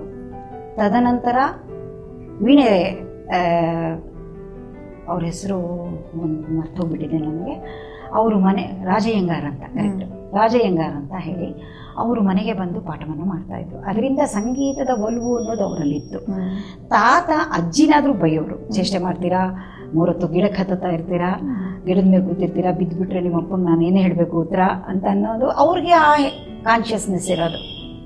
ತಾತ ಅಷ್ಟು ನಾನು ವೀಣೆ ನುಡಿಸುವಾಗ ಮಾತ್ರ ಅಷ್ಟು ಟನ್ ಟನ್ ಅಂತ ಶಬ್ದ ಬರ್ಬೋದು, ನಂಗೆ ಟನ್ ಟನ್ ಅಂತ ಕೇಳ್ತಾ ಇದೆ, ನಂಗೆ ಅದರದ್ದು ಭಾವ ಬೇಕು ಅನ್ನೋರು. ಸೊ ಆವಾಗ ನನಗೆ ಬಹುಶಃ ದೇವಾದಿದೇವ ಆಗ್ತಾ ಇದ್ದಿದ್ದಿರ್ಬೋದೇನೋ. ಸೊ ಆವಾಗ ಸಾಹಿತ್ಯ ಹೇಳ್ಕೊಳ್ಲಿಕ್ಕೆ ಟ್ರೈ ಮಾಡುವೆ. ದೇವಾದಿದೇವ ಶ್ರೀವಾಸುದೇವ ಕಾವುಮಯ್ಯನನ್ನು ಕರುಣಾಲವಾಲ, ಈ ಕಡೆ ತಾಳ ಕೂರಿಸ್ಬೇಕು, ಆ ಕಡೆ ನಾದ ಕೂರಿಸ್ಬೇಕು, ಆ ಕಡೆ ಶ್ರುತಿಜ್ಞಾನ ಕೂರಿಸ್ಬೇಕು, ಎಲ್ಲವೂ ಕಷ್ಟವೇ ಆಗೋದು. ಆವಾಗ ಹೇಳೋರು ಮೇಷ್ಟ್ರಿಗೆ ಒಂದೊಂದ್ಸತಿ, ಏನು ಗುರುಗಳೇ ನಿಮ್ಮ ಸ್ಟೂಡೆಂಟು ಟನ್ ಟನ್ ಅನ್ನಿಸ್ತಾಳಲ್ಲ ಅಂತ ಅನ್ನೋರು. ತಾತನೇ ಗುರುಗಳಿಗೆ ಹೇಳ್ತಾ ಇರೋರು. ತಾತ ಗುರುಗಳಿಗೆ ಹೇಳಿದಾಗ ನನ್ಗೆ ಕೋಪ ಬಂದ್ಬಿಡೋದು. ನಾನು ಕೋಪಿಸ್ಕೊಂಡಾಗ ಏನ್ ತಾತ ನೀವು ಹಿಂಗೆಲ್ಲ ಅಂದ್ಬಿಡ್ತೀರಲ್ಲ ಅಂತ ಅನ್ನವೇ, ಗುರುಗಳನ್ನ ಹಿಂಗೆ ಅಂದ್ಬಿಡ್ತೀರಲ್ಲ ಅಂತ. ಅವಾಗ ಬರ್ತಾ ಇದ್ದಿದ್ದ ನಂಗೆ ಗುರುಗಳು RN ಜನಾರ್ದನ್ ಅಂತ ಮೈಸೂರಿನಿಂದ ಬಂದು ಪಾಠ ಮಾಡೋರು. ನಮ್ಮ ಗುರುಗಳ ಈಗ ಭಾವಪೂರ್ಣವಾಗಿ ನುಡಿಸ್ತೀರಾ ಇವಾಗ? ಬಹುಶಃ ತಾತ ಅವತ್ತು ತಿದ್ದಿ ಒಳ್ಳೆಯ ಕಲಾವಿದೆ. ಜೊತೆಯಲ್ಲಿ ನೀವೇ ಭಾವವನ್ನ ಕೊಟ್ಟು ಸಾಹಿತ್ಯವನ್ನ ಬರಿತೀರಾ, ಪುಸ್ತಕವನ್ನ ಕೂಡ ಬಿಡುಗಡೆ ಮಾಡಿದೀರಾ. ಹೇಗೆ ನಿಮ್ಗೆ ಆ ಒಲವು? ನಾನು ಸಂಗೀತವನ್ನ ಕಲಿತಾ ಇದ್ದೀನಿ, ಕಲಿಸ್ತಾ ಇದ್ದೀನಿ, ವೀಣಾ ಮಾತುಗಳನ್ನು ಕಲಿಸ್ತಾ ಇದ್ದೀನಿ, ಅದ್ರ ಜೊತೆಯಲ್ಲಿ ನಾನು ಯಾಕೆ ಭಾವ ತುಂಬಿ ಒಂದ್ ರೀತಿ ಸಂಗೀತದ ಪುಸ್ತಕವನ್ನ ಹೊರಗಡೆ ತರಬಾರ್ದು ಅಂತ ಅನ್ಸಿತ್ತು ಯಾವಾಗ ನಿಮ್ಗೆ? ಸಂಗೀತದ ಪುಸ್ತಕ ತರ್ತೀನಿ ಅಂತ ನಾನು ಅನ್ಕೊಂಡಿರ್ಲಿಲ್ಲ. ಸಂಗೀತ ಸಾಧನೆ ಅಂತಂದ್ರೆ ನಮ್ಮ ಗುರುಗಳು ಹೇಳ್ತಾ ಇದ್ರು ಅಂತ ಹೇಳಿದ್ನಲ್ಲ, ಸಮಾಧಿ ಸ್ಥಿತಿಗೆ ಹೊಟ್ಟೋಗ್ತೀನಿ ನೀನು ನುಡಿಸುವಾಗ ಅಂತ ಹೇಳಿ. ಬಹುಶಃ ತಾತನ ಪ್ರೇರಣೆ ಇರಬಹುದು ಅದು. ಅಂದ್ರೆ ಅವರು ಹೀಗೆ ಸಾಹಿತ್ಯಬದ್ಧವಾಗಿ ನುಡಿಸ್ಬೇಕು, ಶ್ರುತಿ ಲಯ ಎಲ್ಲ ಸರಿಯಾಗಿರ್ಬೇಕು ಅಂತ ಹೇಳ್ತಾ ಇದ್ರಲ್ಲ. ಗುರುಗಳೇ ಹೇಳುವಾಗ ಅವರು ತಮಾಷೆ ಕೂಡ ಮಾಡೋರು. ಭಾವದಿಂದ ನುಡಿಸ್ಬೇಕಮ್ಮ ಅಂತಂದ್ರೆ ನಿನಗೆ ಅಕ್ಕನೇ ಇಲ್ಲ, ಭಾವ ಎಲ್ಲಿಂದ ಬರ್ತಾನೆ ಅಂತ ಈ ರೀತಿಯಾಗಿ ತಮಾಷೆ ಮಾಡೋರು. ಬಹುಶಃ ನಂಗೆ ಅವೆಲ್ಲ ಸೇರ್ಕೊಂಡಿದ್ದು ಒಂದಕ್ಕೆ ನಂಗೆ ಎಲ್ಲರೂ ಮಾರ್ಗದರ್ಶನಕ್ಕೆ ಬಂದರು. ನನ್ನ ಒಂದು ಜೀವನದಲ್ಲಿ ಬೇಕಾದಷ್ಟು ಜನ ಮಾರ್ಗದರ್ಶಕರು ವೀಣೆಗೆ. ಅಂದ್ರೆ ಅವರೆಲ್ಲರ ಪ್ರೇರಣೆಯಿಂದಲೇ ನಾನು ಈ ಒಂದು ಸಂಗೀತದ ಸಾಧನೆ ಮಾಡ್ಲಿಕ್ಕೆ ಸಾಧ್ಯ ಆಯ್ತು. ಆಮೇಲೆ ನಾನು ಯಾವಾಗ ಹಾಡುಗಳನ್ನ ನುಡಿಸ್ಲಿಕ್ಕೆ ಶುರು ಮಾಡಿದೆ, ಅದು ಒಂದು ರೀತಿಯ ಪ್ರಚೋದನೆ ಇರಬಹುದು. ಯಾಕೆಂದ್ರೆ ನಾನು ಸಂಗೀತ ಬರೀತೀನಿ ಕೂತ್ಕೊಂಡು ಅಂತ ಯಾವತ್ತೂ ಬರ್ದಿಲ್ಲ. ನಾನು ವಾಗ್ಯಕಾರ ಆಗ್ಬೇಕು ಅಥವಾ ರಚನಾಕಾರ ಆಗ್ಬೇಕು ಅಂತ ಯಾವತ್ತೂ ನಾನು ಆಸೆ ಪಡಲಿಲ್ಲ. ಏನೋ ಒಂದು ಧ್ಯಾನ ಸ್ಥಿತಿಯಲ್ಲಿ ಆ ದೇವರನ್ನ ನೋಡಿದಾಗ್ಲೋ ಅಥವಾ ನಾನು ಮಾನಸಿಕವಾಗಿ ಯೋಚನೆ ಮಾಡಿದಾಗ್ಲೂ ಆ ಒಂದು ಕೃತಿಯ ರಚನೆ ಆಗೋದು. ಅಥವಾ ಮೀರಿ ಒಂದು ಮಕ್ಕಳಿಗೆ ಇವಾಗ ಈ ಮಕ್ಕಳುಗಳು ಈಗಿನ ಕಾಲದ ಮಕ್ಕಳಲ್ಲಿ ಮೇಡಮ್ ಜಿಂಚಾಕಾಗಿರ್ಬೇಕು ಅಂತ ಅವರು ಹಳುಬ್ರು ಎಲ್ಲಾನು ಹಳುಬ್ರು ಅಂದ್ರೆ ನಾ ಹೇಳ್ತಾ ಇರೋದು ಹಿರಿಯ ಕಲಾವಿದರು ವಾಗ್ಗೇಯಕಾರರು ಅನ್ನಿಸ್ಕೊಂಡವರು ಬೇಕಾದಷ್ಟು ರಚನೆಗಳನ್ನ ಜಿಂಚಾಕಾಗಿರೋದನ್ನೇ ಮಾಡಿದ್ದಾರೆ ಅವರು. ಸೊ ಅದನ್ನೆಲ್ಲ ಕಲ್ತ ಮೇಲೆ ಮೇಡಮ್ ನೀವು ಒಂದು ಮಾಡ್ಬಿಡಿ ಇದೇ ತರ ಅಂತ ಪ್ರಚೋದನೆ ನೀಡಿರುವಂತಹ ಮಕ್ಕಳುಗಳು ಮಾಡಿದಾಗ್ಲೇ ಈಗ ಒಂದು ಸ್ವರಗಳ ಗುಚ್ಛ, ಬರೀ ಸ್ವರಗಳ ಗುಚ್ಛ, ಅವು ಕೇಳಲಿಕ್ಕೆ ಒಂಥರ ಖುಷಿಯಾಗಿರುತ್ತೆ. ಮಕ್ಕಳಿಗೂ ಅವ್ರಿಗೆ ಶಕ್ತಿ ಬರ್ಬೇಕಲ್ಲ ಅದನ್ನ ನೋಡಿಸ್ಲಿಕ್ಕೆ. ಈಗ 35 ವರ್ಷದಿಂದ ವಿದ್ಯಾರ್ಥಿಗಳಿಗೆ ಪಾಠ ಮಾಡ್ತಾ ವಿದ್ಯಾರ್ಥಿಗಳ ಅಭಿರುಚಿಗೆ ತಕ್ಕ ಹಾಗೆ ಕೂಡ ಈಗ ಅದನ್ನ ಅದೇ ತರ ಮಾಡಿರೋದು ಉಂಟು. ಹಸ್ಬೆಂಡ್ ನೆನ್ಪು ಮಾಡ್ಕೊಂಡಾಗ ಬಹುಶಃ ಅವ್ರನ್ನ ಎಲ್ಲೂ ಕೂಡ ನಾವು ಮರೆಯೋ ಹಾಗಿಲ್ಲ. ಜೊತೆ ನೀವು ಕೂಡ ಹೇಳಿದ್ರಿ, ನನಗೆ ಸ್ಟಾರ್ಟಿಂಗ್ ಅಲ್ಲೇ ಹೇಳಿದ್ರಿ ಒಂದು ಬ್ಯಾಕ್ ಬೋನ್ ಅವ್ರು ನನಗೆ ಹೇಳಿದ್ರಿ. ಪ್ರಾರಂಭದಿಂದ ಅವರು ಇವತ್ತಿನವರೆಗೂ ಕೂಡ ನಿಮ್ಗೆ ಯಾವ ರೀತಿಯಾಗಿರುವಂತಹ ಪ್ರೋತ್ಸಾಹನ ಕೊಟ್ಕೊಂಡು ಬಂದಿದ್ದಾರೆ? ನಾನು ಕ್ಲಾಸಸ್ಗೆ ಹೋಗ್ತಾ ಇದ್ದಾಗ ಅವರು HMT ಯಲ್ಲಿದ್ರು. ಸಾಧಾರಣವಾಗಿ HMT ಅಂತ ಒಳ್ಳೆಯ ಸಂಬಳ ಬರ್ತಿತ್ತೋ ಇಲ್ವೋ ನನಗೆ ಗೊತ್ತಿಲ್ಲ. ನಾನು ಯಾವತ್ತೂ ನಮ್ಮ ಯಜಮಾನರು ನಿಂಗೆ ಸಂಬಳ ಎಷ್ಟು ಬಂತು ಅಂತ ಕೂಡ ಕೇಳಿಲ್ಲ.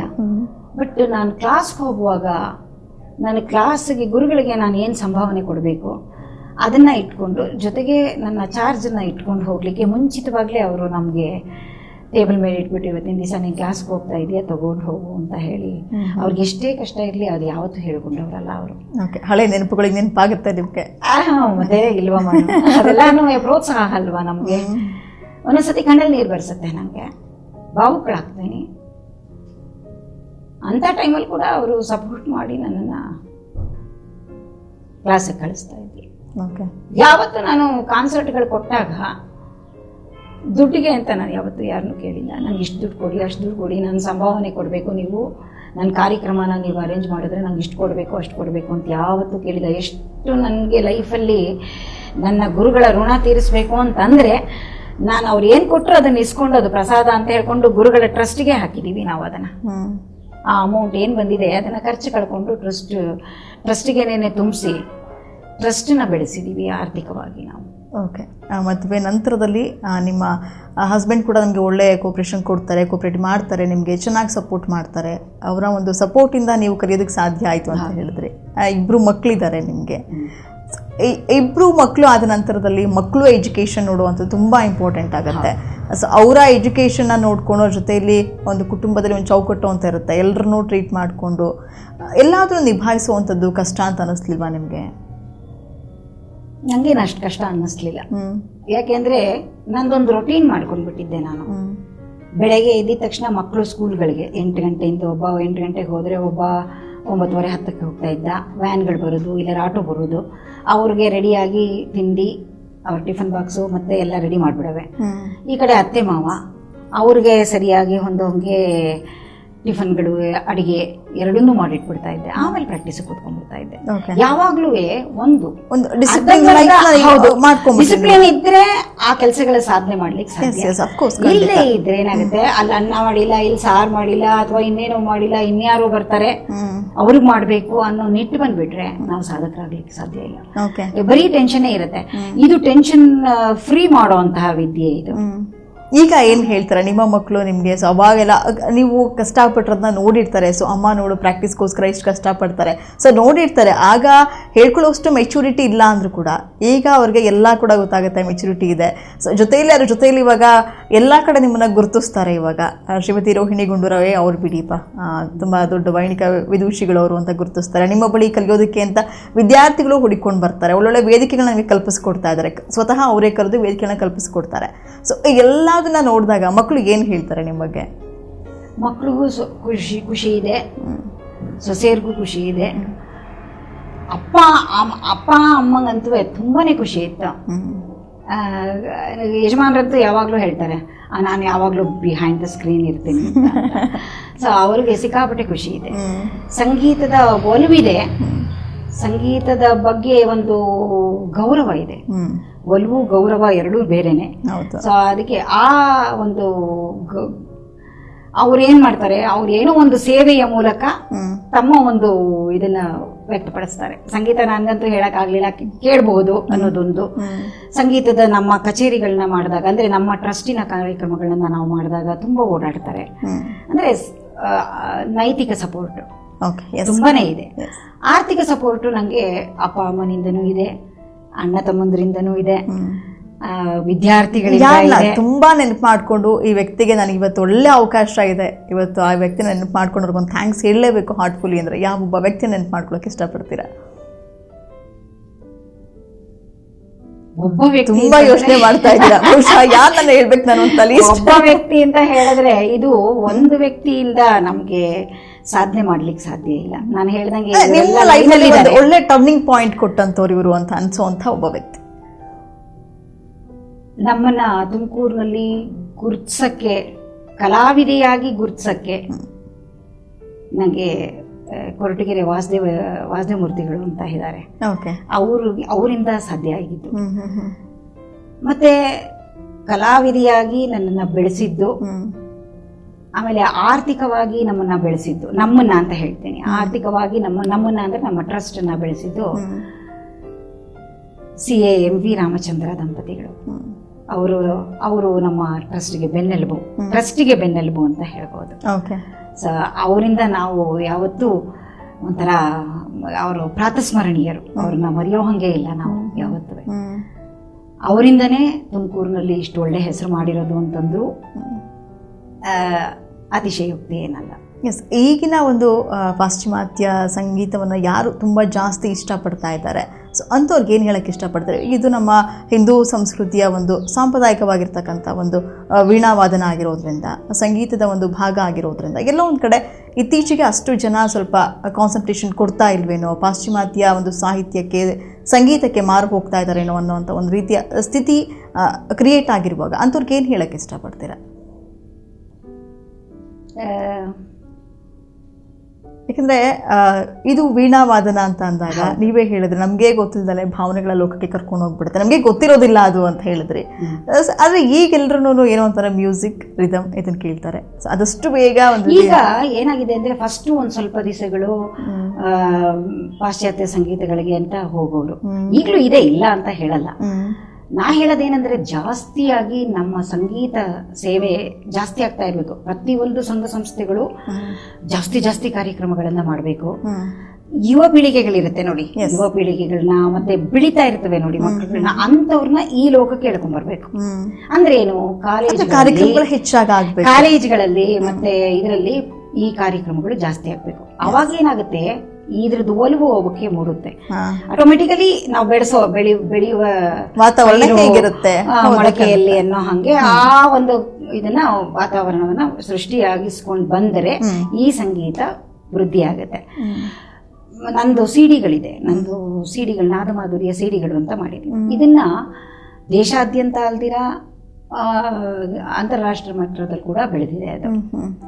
ಅವರು ನೋಡಿ, ನಮ್ಮವರು ನಾವು ಇದನ್ನ ಸಿಡಿಗಳನ್ನ ಕೊಟ್ಟಾಗ ಅಲ್ಲಿ ಹೋಗಿ ಕೇಳಿ ಮ್ಯೂಸಿಕ್ ಥೆರಪಿ ಆಗುತ್ತೆ ಮೇಡಮ್, ನಿಮ್ ಸಂಗೀತ ಕೇಳ್ತಾ ಇದ್ರೆ ಯಾವುದೋ ಒಂದು ಲೋಕಕ್ಕೆ ಹೋಗ್ತೀವಿ, ಎಲ್ಲ ಟೆನ್ಷನ್ ರಿಲ್ಯಾಕ್ಸ್ ಆಗುತ್ತೆ ಅಂತ ಹೇಳ್ತಾರೆ. ಅಲ್ಲಿಂದ ಅಲ್ಲಿ ಅವರುಗಳು ಅದನ್ನ ಅಡಾಪ್ಟ್ ಮಾಡ್ಕೊಳ್ತಾ ಇದ್ದಾರೆ. ಅಂದ್ರೆ ಹೊರದೇಶದವರು ಸಂಗೀತವನ್ನ ಅಡಾಪ್ಟ್ ಮಾಡ್ಕೊಳ್ತಾ ಇದ್ದಾರೆ. ನಮ್ಮ ಸಂಗೀತ ಭವ್ಯ ಭಾರತ ಪರಂಪರೆಯಲ್ಲಿ ಬಂದಂತಹ ಶಾಸ್ತ್ರೀಯ ಸಂಗೀತವನ್ನ ಅಂಥದ್ರಲ್ಲಿ ಬೇಕಾದಷ್ಟು ಜನ ಇದ್ದಾರೆ, ಸಂಗೀತ ಕಲ್ತವರು, ಹಾಡಿರೋರು ಈಗಲೂ ಕೂಡ ಇದೆ. ಆದ್ರೆ ಕಾರ್ಯಕ್ರಮಗಳು ಈ ಒಂದು ಹಂತದ ಮಕ್ಕಳುಗಳು ಅವ್ರಗಳಿಗೆ ಅದು ಒಂಥರ ಹುಚ್ಚೆಬ್ಬಿಸ್ತಾ ಇದೆ. ಅದನ್ನ ತಪ್ಪಿಸ್ಬೇಕು ಅಂತ ನಾನು ಹೇಳ್ತೇನೆ. ಓಕೆ, ನಾದಾನುಗ್ರಹ ಶ್ರೀ, ನಾದ ಕಲಾ ಜ್ಯೋತಿ, ವೀಣಾ ವಾಸಂತಿ ಹಲವು ಬಿರುದುಗಳನ್ನ ತಗೊಂಡು ವೈಣಿಕ ವಿದೂಷಿಯಾಗಿ ಇವತ್ತು ತುಮಕೂರಿನಲ್ಲಿ ಅಷ್ಟೇ ಇಲ್ಲ, ಅಂತಾರಾಷ್ಟ್ರೀಯ ಮಟ್ಟದಲ್ಲಿ ಕೂಡ ನಿಮ್ಮ ಒಂದು ಸಂಗೀತ ಏನಿದೆ ಅಲ್ಲೂ ಕೂಡ ಹೆಸರುವಾಸಿಯಾಗಿದೆ, ಅಲ್ಲೂ ಕೂಡ ಜನ ಇಷ್ಟಪಟ್ಟು ಆಲಿಸ್ತಾರೆ ಅಂತ ಹೇಳ್ತಾ ಇದ್ರಿ. ಸೊ ಇಂಥ ಒಬ್ಬ ಸಾಧಕಿ ಜೊತೆ ಇದುವರೆಗೂ ಕೂತ್ಕೊಂಡು ಮಾತಾಡಿದ್ದು ತುಂಬ ಸಂತೋಷ ಕೊಟ್ಟಿದೆ. ನಿಮ್ಮ ಸಾಧನೆ ಹೀಗೆ ಮುಂದುವರಿತಾ ಇರಲಿ, ಸಾಧನೆಯ ಹಾದಿ ಹೀಗೆ ಸಾಗ್ತಾ ಇರಲಿ ಅಂತ ನಿಮಗೆ ತಿಳಿಸ್ತಾ thank you so much madam. ಇದುವರೆಗಾಗಿ ಟೈಮ್ ಮಾಡ್ಕೊಂಡು ನಮ್ಮ ಜೊತೆ ಕೂತ್ಕೊಂಡು ತಮ್ಮ ಮನದಾಳದ ಮಾತುಗಳನ್ನ ಶೇರ್ ಮಾಡ್ಕೊಂಡಿದ್ದೀರಾ. ತಮಗೆ ಒನ್ಸ್ ಅಗೇನ್ ಧನ್ಯವಾದಗಳು. Thank you. ವೀಕ್ಷಕರೇ, ಇದಾಗಿತ್ತು ಇವತ್ತಿನ ವಿಶೇಷ ಸಂಚಿಕೆ ನಮ್ಮೂರ ಸಾಧಕರು. ಮತ್ತೊಂದು ವಿಶೇಷ ಸಂಚಿಕೆಯೊಂದಿಗೆ ಮತ್ತೊಬ್ಬರು ವಿಶೇಷ ವ್ಯಕ್ತಿಯೊಂದಿಗೆ ನಾನು ನಿಮ್ಮ ಮುಂದೆ ಹಾಜರಾಗ್ತೀನಿ. ಅಲ್ಲಿವರೆಗೂ ನೋಡ್ತಾ ಇರಿ ಪ್ರಗತಿ ಟಿವಿ. ಇದು ನಿಮ್ಮಿಂದ ನಿಮಗಾಗಿ.